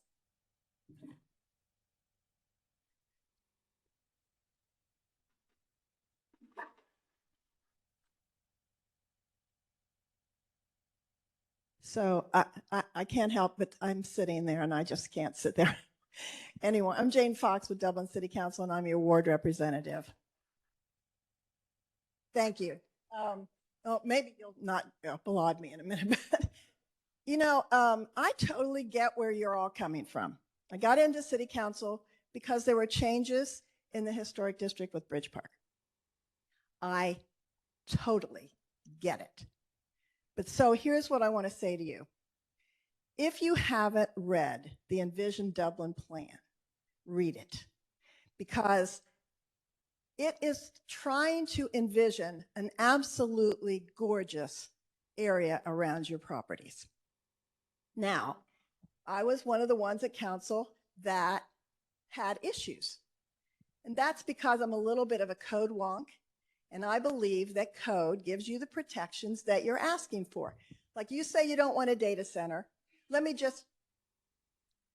I live in historic Dublin. Historic Dublin. Okay.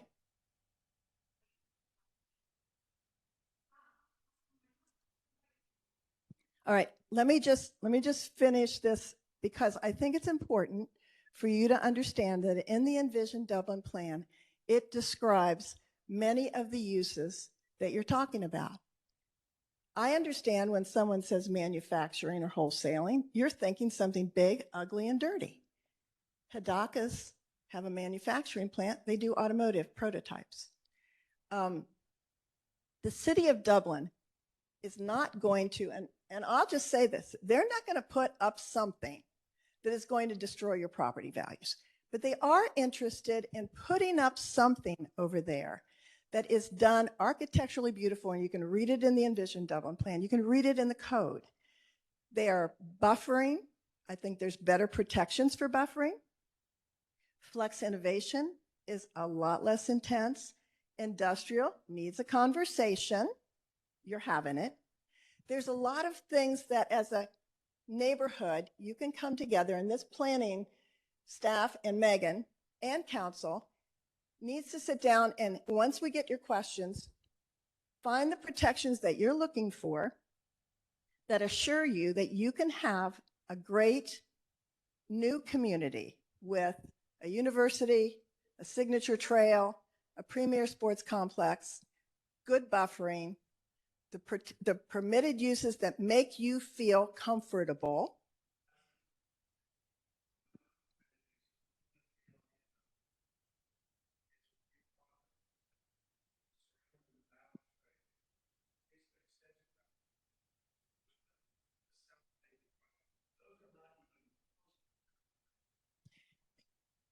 I totally get that. Here's the reality of life. You've got open land around you, right? You've got open land around you, and it belongs to somebody, and they want to sell it, and they want to develop it. But here's the thing. Developing land can be done in a really responsible way. Well, residential density might bring you things that you may not want that either. I mean, I can tell you that there's many people that'll say to me, it's too dense, it's putting pressures on the schools. There's all kinds of things. So what I do want to say to you, and I don't have all the answers tonight, and staff is going to give you as many answers as you want. Put your questions down. Get together, whoever your HOA representatives are. Sit down with the city and talk about what we can do to give you a comfort level within the code that gives you an assurance that there will be enhancements and not detriments. I can tell you we'll work very, very hard to see that happen. It's so important that is our goal here, is not to ruin neighborhoods, but to enhance neighborhoods. Now, changes come and you don't always get exactly what you want. Believe me, I know that. I saw it happen in my area. But I do think that with communication and collaboration, together, sitting down at the table with the planning staff, you can get a sense of confidence that you don't have to worry. If you believe me, I hope you do. But I hope you do. But I honestly know that that is the intention of the staff, the intention of this council, and we'll work really hard to get you there. So continue to ask your questions, and we'll try to get all the answers. And I'm available. Other city council members available. You can always call. We'll sit down and talk with you. We'll do whatever it takes to give you a comfort level to make sure it's all right.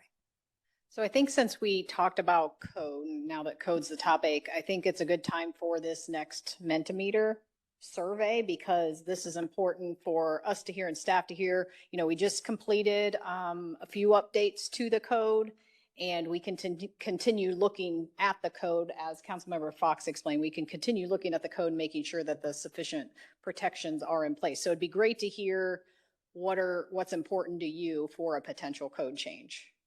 And there's a couple more questions, I think. One more question. Christian, if you could go up so that the online folks can hear. Or actually, we do have another line. Sorry, I'll look around. What's that? Christian Cooney, 5835 Barron's Court Way. So 2 points. The first is all of these things relate to the data centers, okay? And I think that city staff doesn't need to hear anything more from us, right? There is, if you take the meta message, people don't want Amazon data centers at all, anywhere in the city. So our response, our answer is, don't put them in. Now, if you're saying that there is small data centers that make sense, then define it in the code. I know you say that the setback on Cosgray is 200 feet. 200 feet on Cosgray does not appear in code. Its setbacks are 150 feet. It is not in the code. Read it back to forth a dozen times. The warehousing, wholesaling, and distribution is insanity to even have it as a permitted use. And it's a flat out permitted use. There's no condition, there's no nothing to it.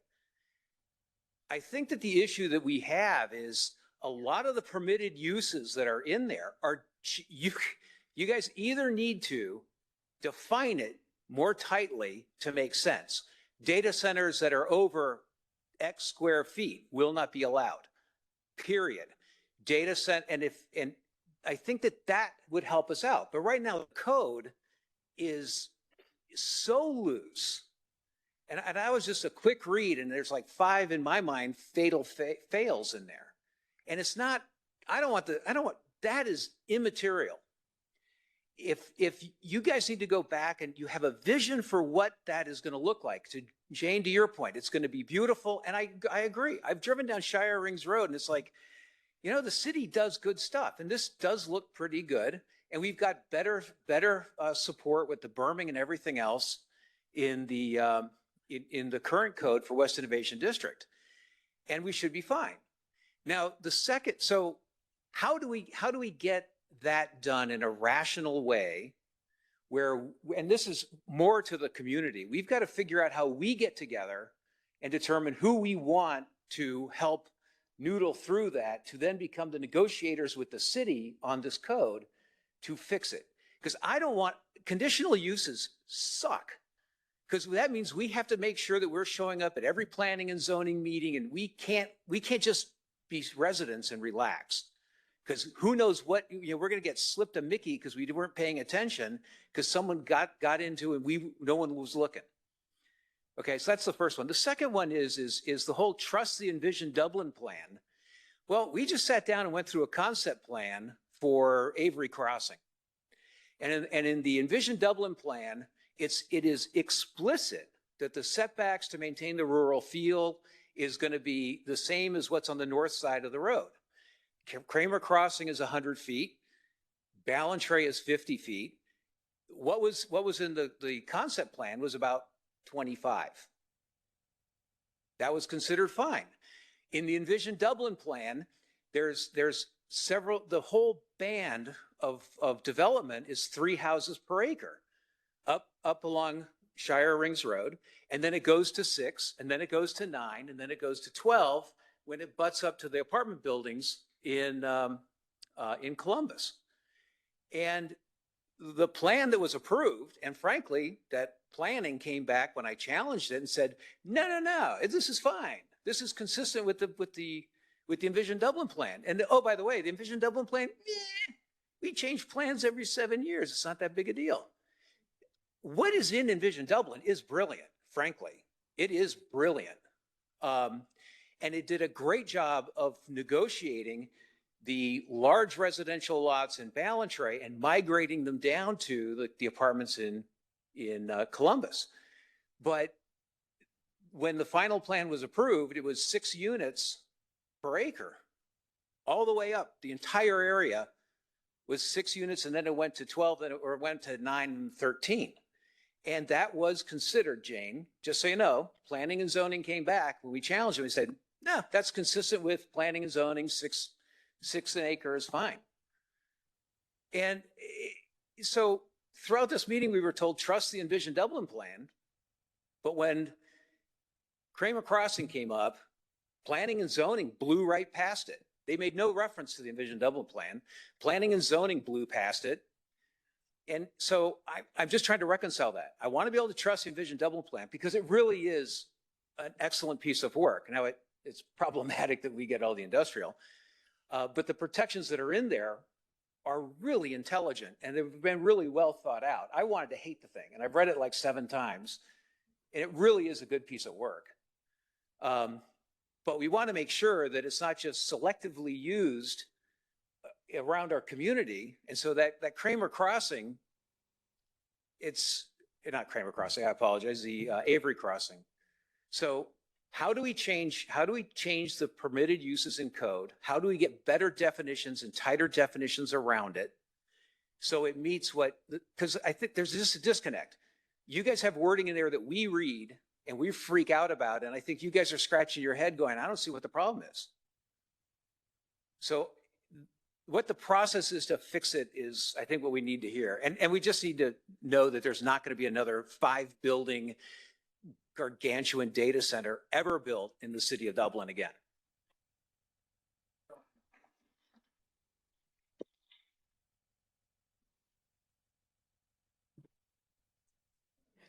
Yeah, so maybe a couple responses to that. So Avery Crossing was a concept plan, so no decision was made. The Planning Commission is looked at that plan in conjunction with the community plan, and as part of their comments, there was a lot of discussion related to density and how that is proposed. Again, I'm going to ask you to maybe, there's a line at this point, so.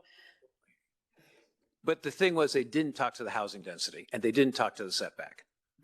Again, it's a concept plan, and that as this goes through the process, that will be a continued piece of discussion. So again, I want everyone to hear, right, that this is as part of that process, those items and those specifics will get discussed. The other question about data centers and how that's going to happen. I mean, City Council is all very aware of this meeting happening tonight and is very interested in your feedback. So it's very helpful to hear what you know, what those pieces are that you'd like us to take back to them. I'm definitely hearing the removal of data centers and or providing more clear use specific standards about size, location, all those types of requirements. So we will share that back with council, as well as additional noise and how to help mitigate that.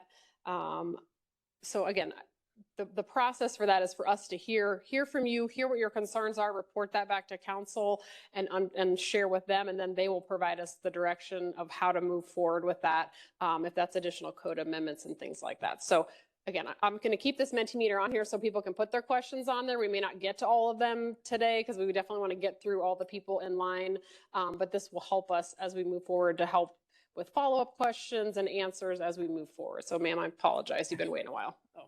Actually, if I could chime in, when Jenny talks about, you know, we're going to be taking all of this feedback and, you know, we asked some questions here. We are going to be taking all of this information with us after this meeting, and we'll meet internally as staff, review all of it. We'll review the feedback that we've received online. We'll review all the social media that we've been seeing. And then my plan would be to reach out to the HOA leadership and discuss next steps from there. So that's typically how we would engage with a large neighborhood, is we would start with that leadership, have a smaller sit-down meeting, review all the information, and talk through what we've heard.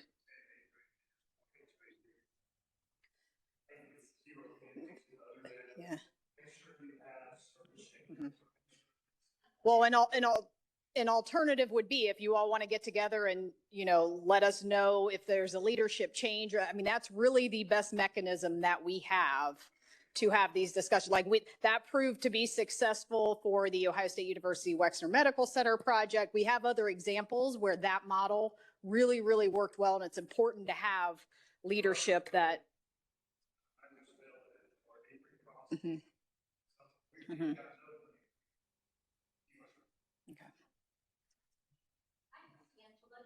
5559 Kinvara Lane.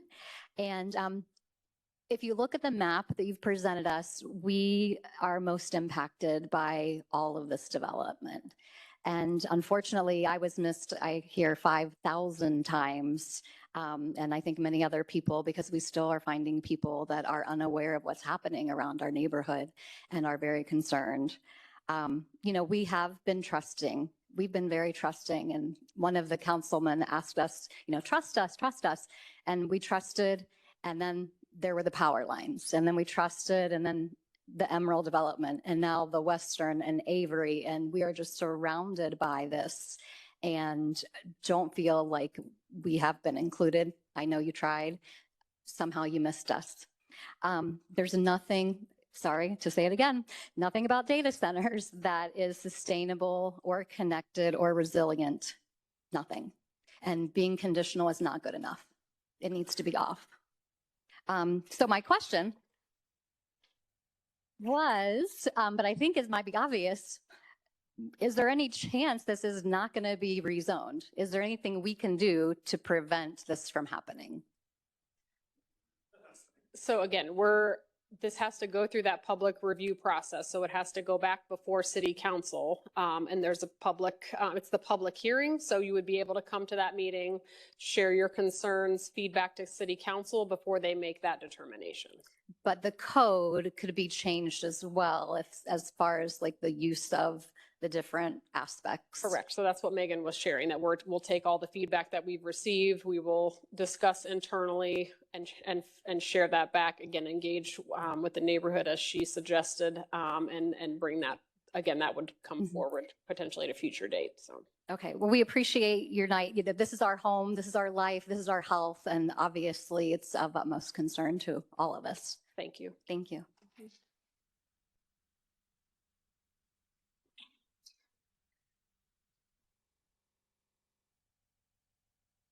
Thank you.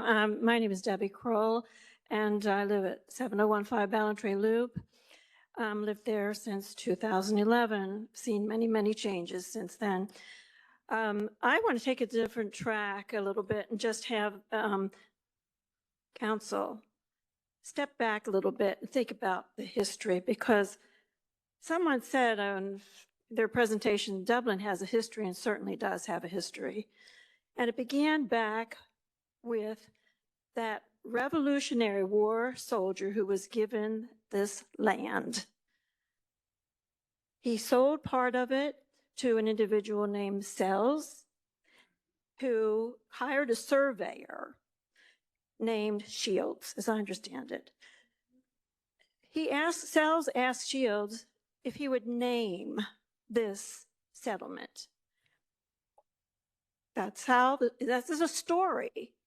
He named it Dublin because it reminded him of his homeland. Do you think that Mr. Shields would recognize his homeland anymore? That's that.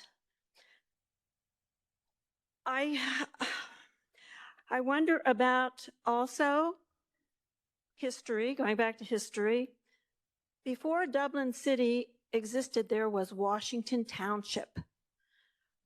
I have looked at this, which Dublin City is still part of Washington Township. Am I right? Mm-hmm.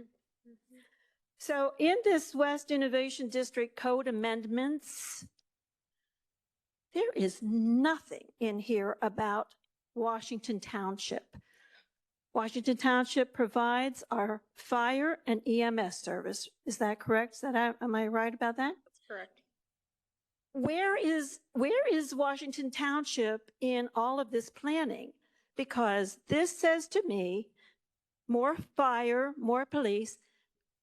We get into more residential, there's going to be a need for more schools, more school buses. School buses on Cosgrave Road, that's ridiculous.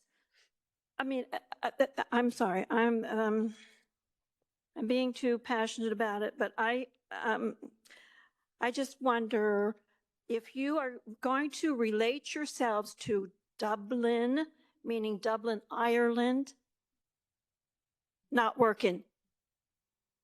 Thank you. And real quick to the question about township and their engagement. So as part of any review process, we're looking at it from a zoning perspective.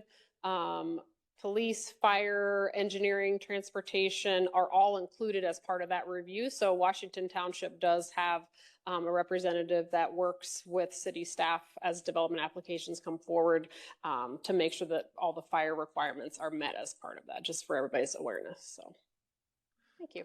Thanks. Hey, Todd Hemmert, Hootchard Road, 5824. So I read the code and I read the mission a lot. I organized Hootchard Road residents. There's about 50 or 60 of us. And they, it's about that many on both sides of the road, ish. Overall, the mission you guys have in your mission statement was a goal of the plan to establish a world-class innovation and research district that will serve as an economic engine for Dublin, with the broad goal of creating a self-sustaining cycle of innovation that works together with the educational institution, and then we'll have companies, district, basically constantly provide talent and opportunities for collaboration within the region. So my question is, how does a distribution center, a data center, a manufacturing assembly plant, and a power plant fit into that goal, that simple goal? Could you please answer that simple answer? So maybe I'll have Jeremiah jump in here in a minute, but again, the zoning code is looking at a variety of uses. But that's the goal. You guys said follow the vision. I hear what you're saying. So the code, though, allows particular uses, and as those come forward, they would have to meet the requirements and then be going through that review process to identify how they're meeting the criteria for that district. But you're creating your own criteria that doesn't match your vision, is my point. And when you say innovation district, those definitions don't match.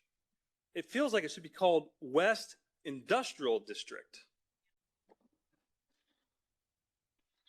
It's not you. I know it's not you. It's the economic planner sitting over there that wants that because it's about the money. I mean, we want a variety of uses within this district, right? That is the whole goal of looking at flex innovation and industrial, again, diversifying that tax base citywide. So that, again, includes a variety of uses and where are those located.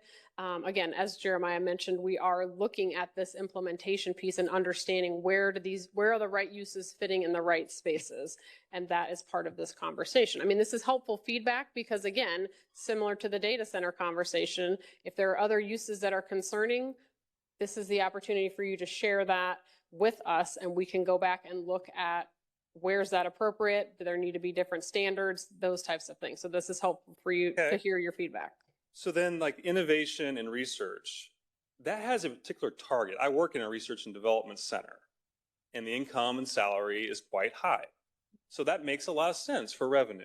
Right. So overall, you had a goal of this area, WID, you have on your website 10,500 jobs that you plan to create. What's your breakdown of the salary ranges that you're looking at? And do you expect those people to live in Dublin? So if you can answer those two questions first, that'll drive my next questions. Salaries on these jobs will be driven by the market. Do we expect all of them to live in Dublin? We do not. So how does that match your live, work, and play balance then? So in Dublin, Ohio, if you work here, which is our largest revenue source, you contribute to the 2% income tax. You do not have to live here. You can simply work here.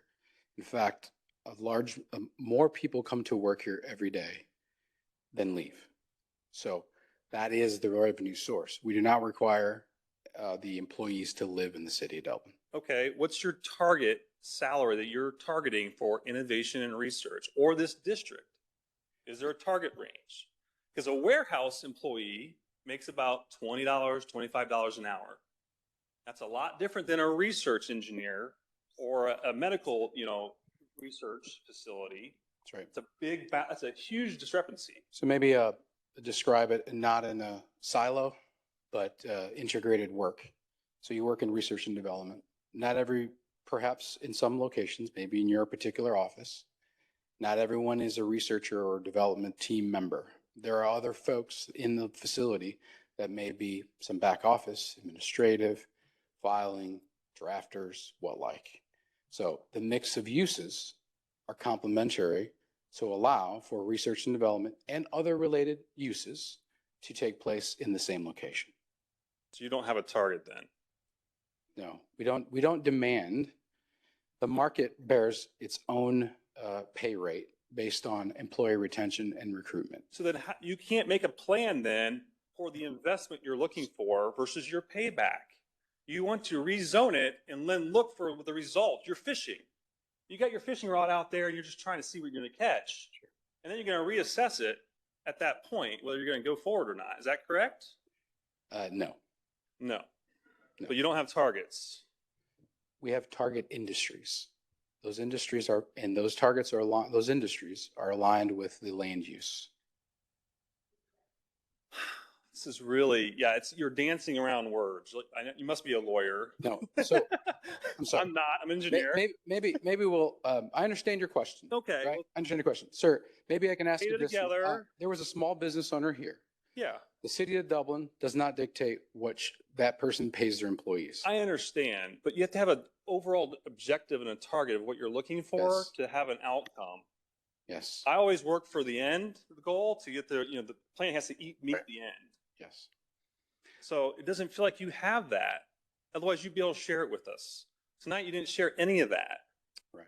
So please go back and look at that in detail. All right. So then, overall, I heard they're not going to be staying here in Dublin, possibly. I understand. All right. Next question. The railroad and the State Route 161 have huge modifications in their region. This region is not just only Dublin. You got Madison and Union County and also the Regional Planning Commission. What has Dublin done with written evidence that you've already reached out to those organizations and gotten agreement that this amount of work and amount of investment is going to make sense? Yes. So those conversations are ongoing. So you can't rezone and do that then. You're banking on that to be approved by them. By Correct? the other jurisdictions? Yeah, you're going to be butting up to their zoning. Yeah, I understand what you're saying. So sort of step one back, the city of Dublin only has jurisdiction in the city of Dublin proper, corporation limits. So we cannot go to this Derby Township or any others and say, you shall do X, right? Right. We're only talking about property that's within our corporation limits. But you have a future land that's going to basically go all, yes. So industrial. So yes, the answer is yes. So part of the community plan expands greater than in that regional capacity. It does. It takes in consideration those things. So it asks that we have to have those conversations with those organizations now. We are, sir. Okay. Well, we like to see the evidence and, have conversations about that. Next question is regarding, right now, the residents on Hootchard Road are not even they're just getting swallowed up. On your plan, we're not even existing. And right now you're saying in your vision is respect the kind of the individual or the residents that are there. You got no protection for us. I have a almost 1,500 foot, land. I got no barrier, nothing. I'm butting up right up to the industrial site. I could have truck traffic and loading docks 150 feet from my door. So, this kind of is confusing how you have this vision that you're protecting the residents' land values and everything else, but you're not protecting Hootchard Road at all. Because you're saying basically you're going to buy us up at some point and change it from residential to industrial. That's the plan you're showing, correct? So the plan, again, it makes a recommendation. So if a proposal comes forward for a project, it would have to meet the future land use and the zoning for the zoning code amendment that we just made. Again, if a project in ID 1 or 2 is abutting residential, that 150-foot setback is required. So there is protection in that. The code was just updated to include that where it didn't have that before. And also requires that 4 to 4, so that mounding and landscaping that I showed and talked about, that is also required adjacent to residential. So it doesn't say if you're in the city, that requirement stands. It's against any residential, including those within the township. I guess it doesn't feel like the residents on Hootchard Road, our way of life and our property values and transportation and health are being considered whatsoever. That's what it feels like. Because you're swallowing us up. I guess you're buying us out at some point. Because Hootchard Road stops. You're changing my traffic patterns. You're doing everything. I gotta go out of my way to go to work now probably 5 more miles. You're putting in 5 additional roundabouts is the plan. So the people on Hootchard Road aren't getting any voice in this, it feels like. It's just whatever's the best for the income stream. And the timeline's unclear. The next question is, where's all the water going? So has the economic plan been figured out for Columbus to accept all this sewer and all this rainwater and all this water services? Has that been arranged already? So again, City of Columbus provides water and sewer for the city, and we have an agreement. It's called the 208 plan, and that outlines how water and sewer is provided by Columbus through the City of Dublin.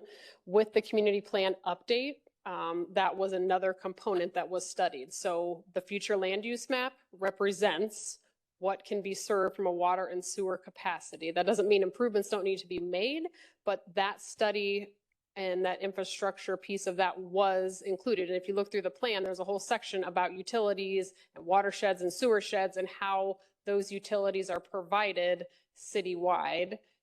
In addition, we are, as Jeremiah mentioned, we are also doing further study with this West Innovation Integration Plan to more specifically understand that. So for a particular site in West Innovation, how much can be served, what water and sewer improvements need to be made specifically. I mean, the watersheds and the sewer sheds, if you look at those plans in the community plan, talk about which water and sewer sheds development is going to be drawing from. So again, that was all very comprehensively done. We had EMH&T and their an engineering team as part of that community plan update, and MS Consultant. So that research has been done. And then this sort of next phase of implementation is really drilling down and looking at that more So the specifically. cost of that's been assessed. We could look at your plan somewhere and see the amount of costs required to do that, and where it's being. And Columbus will have to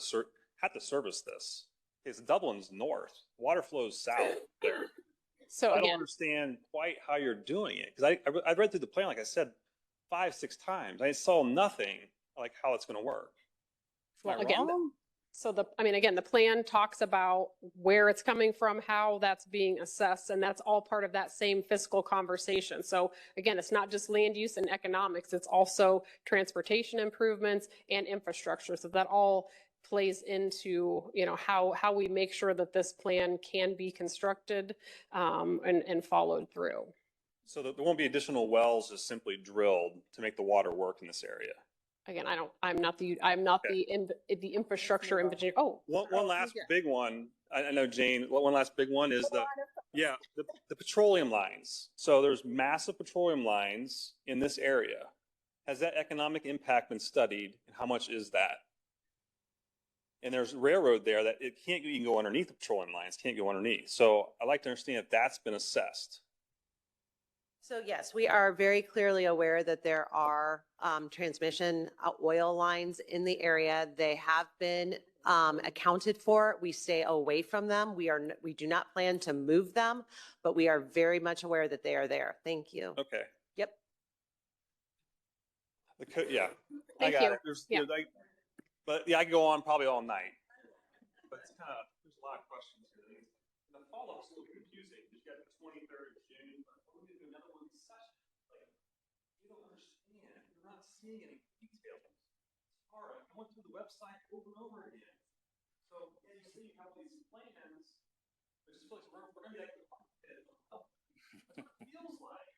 Well, that's obviously not our intention. So go ahead.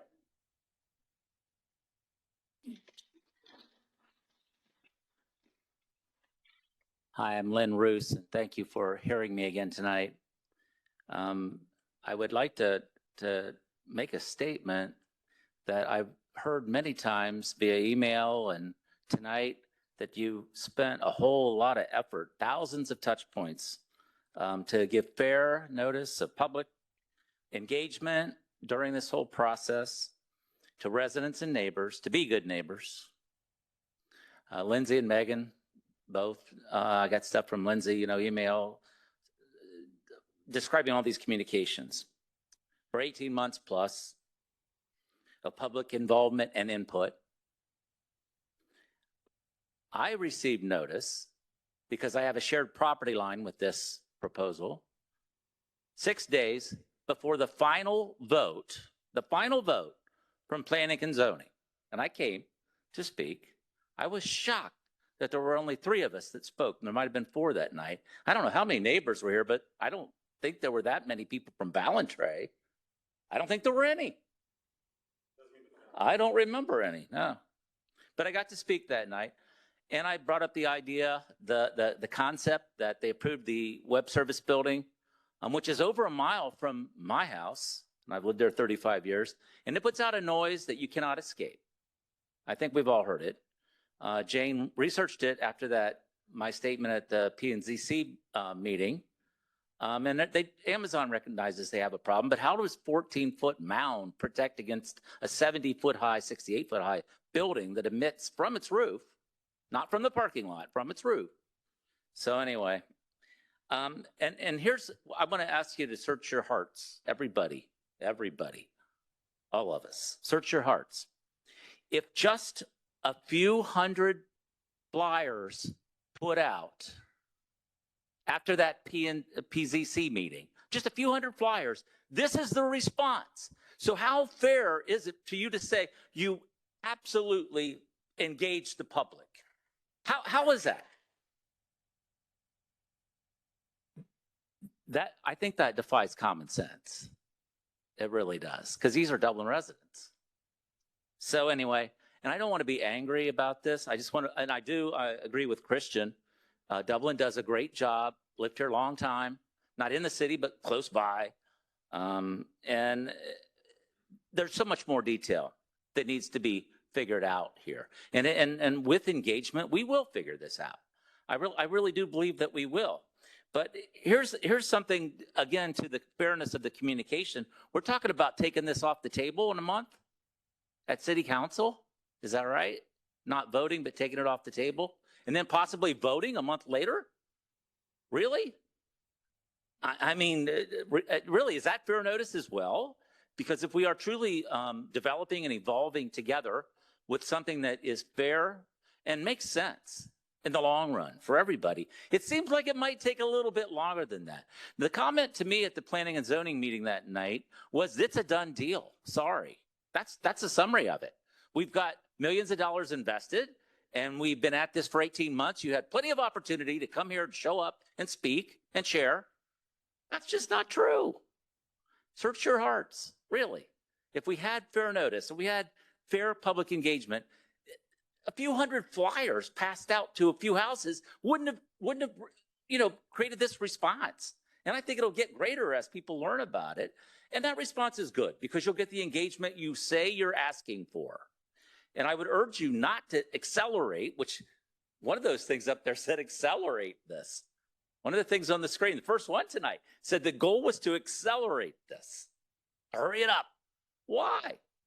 If it's a long-range plan, shouldn't it have the engagement of all involved to be fair and true to all involved? Even the neighbors. Don't have to live in the city, but I got a shared property line with this, so that's how I got a notice. And one other thing I'd like to bring up, I did mention that we live, a mile or more away from that Amazon away. And I mentioned that, it's not fully online. And Megan got on her computer while I was up there, I believe, and said, no, it's done.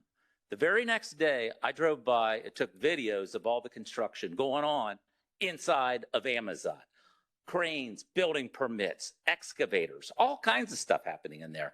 And by most accounts, when you research it, the grid can't support all these web service buildings yet. So I don't think we've seen the full impact. And the reason why I'm bringing this up is, are we going to be, again, approving something in advance that we don't have a reasonable handle on the impact? And that's why the Amazon on Hootcher Road, that's the reason why I thought to myself, after that P&Z meeting, I wonder if the residents of Ballantrae and others knew about this, if they would be here. So I guess in summary, did we give fair notice? Really? 300 feet by our own rules? And that's more than what, we went beyond what we feel we should have done by our own rules. Well, maybe that is the case, but what's fair? And I think we all do want to be fair about this. And so I would suggest something that you just reconsider is based on the size and impact of one of these proposed pre-approved, permitted or conditional uses, is that it be a function of the distance of giving notice, a function of just how big it is, just how far it's going to reach. In other words, people from Ballantrae are here, even though if it's back against the woods on the other side of Cosgray, my woods, backside of my woods, you're going to hear it and see it if it's certain uses. But that doesn't mean we can be NIMBYs, not in my backyard people. That just means we simply have to work together in a fair and productive way. And I thank you, and I do hope you'll search your hearts on what is fair.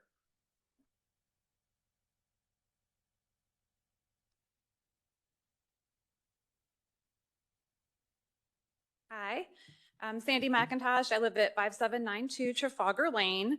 Thanks for being here tonight, well past the stated time that we were supposed to be.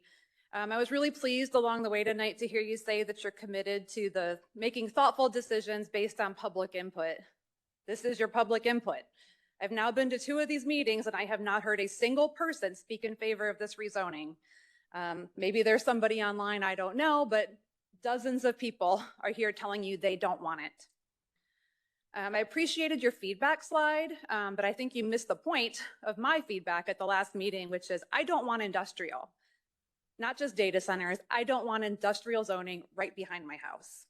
I feel like what you're proposing is turning Cosgray Road into Industrial Parkway. And if I wanted to live on Industrial Parkway, I would.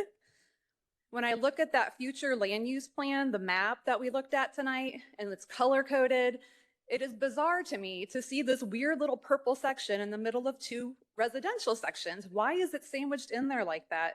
It doesn't make any sense. This is an extreme change.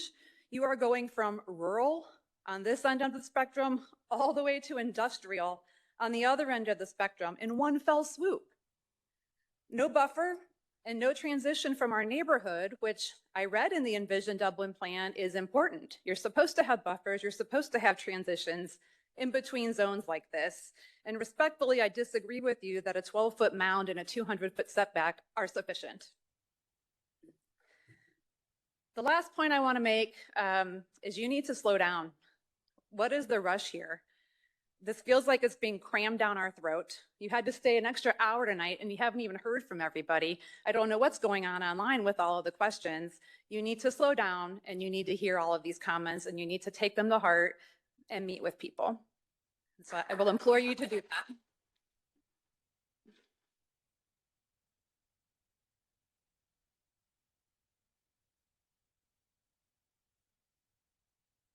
My name is Jim Martinson. I live at 7074 Cormac Way in Ballantrae.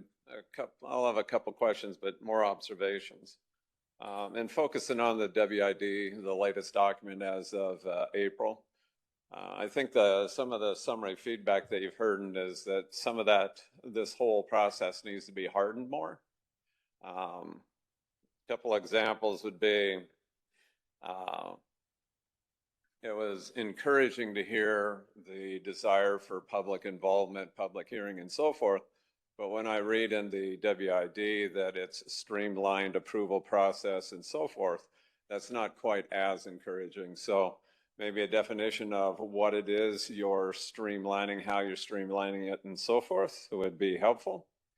I think from the list, as we look at the different zoning options, you know, data centers is the marquee topic, but there's other things on that list that folks would not like in their backyard or nearby. So maybe a hardening of the potential list.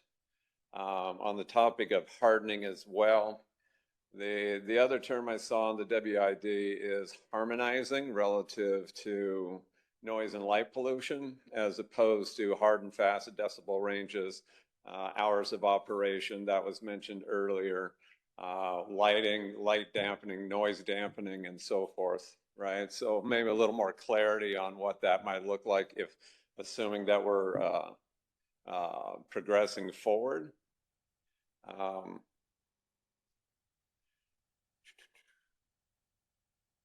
there's any number of things you can put around, especially the lighting, cutoff fixtures, dampeners for noise. This whole 68-foot thing for height, that isn't just data centers. That can be other things that are no more appealing than data centers.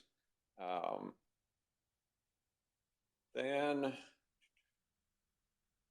AWS versus Dublin city mandates and so forth. There's any number of so you said you're going to go to AWS, see what they've done to mitigate noise and light and so forth. And yeah, they do some aspects.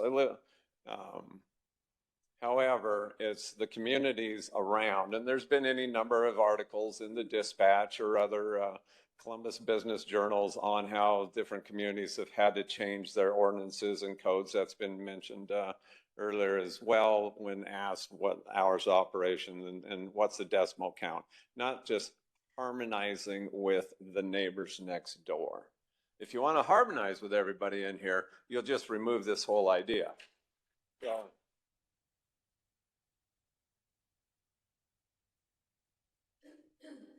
revenue goal, I get it. You know, we need money times after COVID. There's a lot of empty office space and so forth. You're looking at Metro Place. There's a model out there.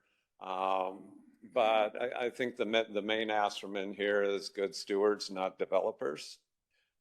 Just because we have easy access to land that landowners have been wanting to sell for some time, I get it. The other question that comes up when I talk to people is repurposing existing properties. There's any number of vacant spaces around, or some other land ideas that could be repurposed for some of this as well for revenue generation. I don't have visibility into everything that you're considering.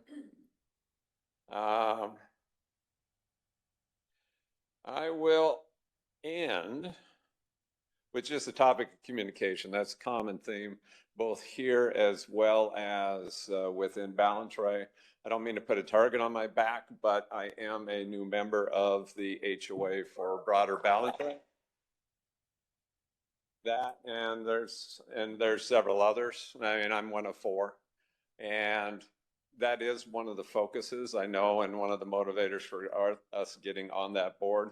On that topic of conversation, or of communication, I should say, the email did come out from 27 Group. It may have been routed to spam. It may have been, you may not have looked at it. If you look at the email address, it came from do not reply. So go and double check. It doesn't say from 27 Group. But on that topic, 27 Group is roughly 10 to 15% short of emails. We do not have 100% coverage of all the emails within broader Ballantrae, 1,000 homes. So there has been a push or a communication effort to get more emails registered. So we'll hopefully help you guys out with that in the future. I would also point out there is an extremely active Facebook group, Ballantrae neighbors, and then subgroups relative to this rezoning and so forth. All of this was posted out there. I know there's never Facebookers, or I only get on Facebook once a year at Christmas to see the grandkids or whatever that is. But there is a active Facebook group that has been posting this stuff, including a video today or yesterday, I believe it was, a video of that data center on the northwest corner of Dari Fields, listening to the hum in the background from the far side of the field while kids are playing soccer. That's one of the big concerns. Lastly,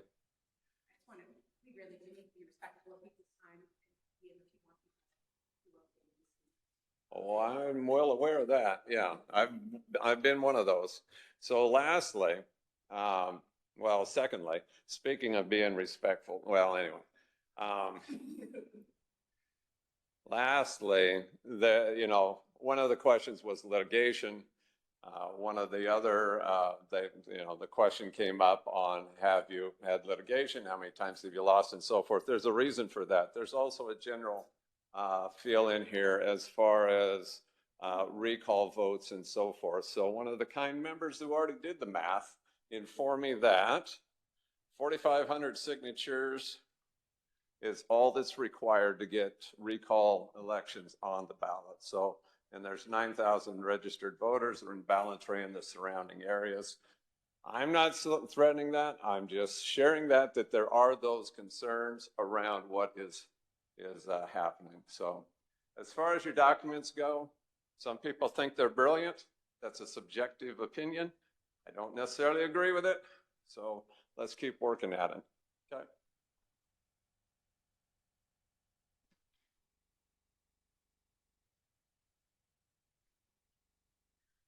Hi, my name is Kathy Balmer. I'm not used to anything like this, so if I freeze, you'll know why, okay?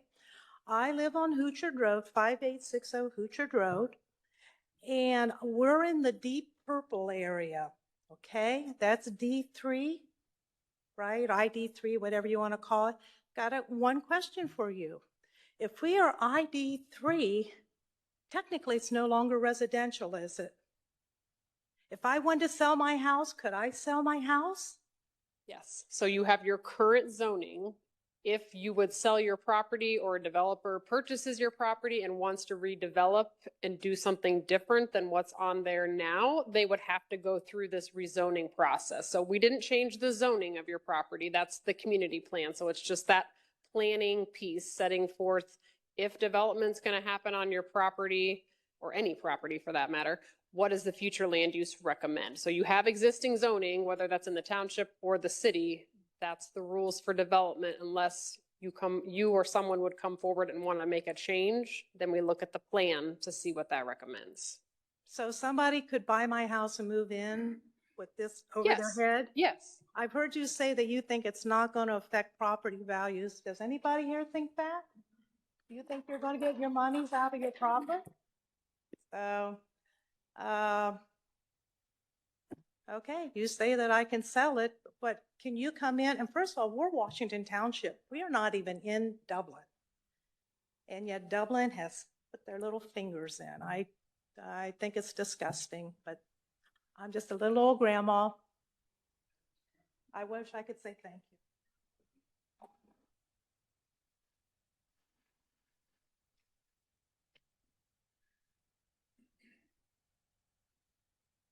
Hi, Liz Level. I live at 5753 Bonley Court. Just echoing what some of the other people had mentioned, the light pollution, the traffic. Eiderman has already increased since they've started that roundabout at Avery. The detour, Eiderman Road the traffic has been incredibly greater. Walk that area all the time. Cosgray, I don't know how there's any space to widen Cosgray into Ballantrae, but I'm not a planner, developer, or a road person. The one thing hasn't ever been mentioned in the meetings I've come to, and I don't know if if I haven't always lived in Ballantrae, I haven't always lived in Dublin, and I'm concerned about the increase in crime when you rezone. When you have 24-hour operations with some of these places, when you have parking lots, when you have people in and out that don't live in the city, you're going to have more crime. So what does that mean? We have to have more police. So we have to pay for those. So as our property values go down, and when she mentioned selling her house, if someone wants to buy it once all this happens, that's a big concern. Parking lots bring crime, break-ins, 24-hour operations. So I would just say, I know that progress has to happen. You people have put a lot of work. You do a great job in Dublin. I just think I mentioned this at the Planning Commission. I think I think we just feel neglected on this end of Dublin. I feel like there was land, like the gentleman said, that because there was land, let's go for it and make some money. So that's all. I mean, I hope you just thoughtfully plan some more and maybe, again, don't zone it industrial.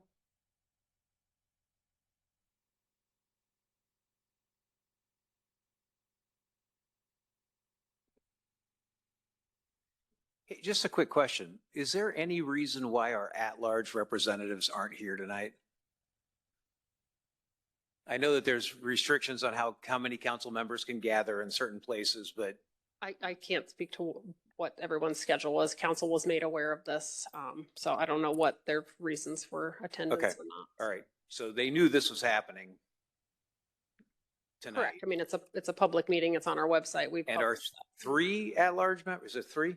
Yes. 3 at-large members chose not to come tonight. Okay. Just want to make sure.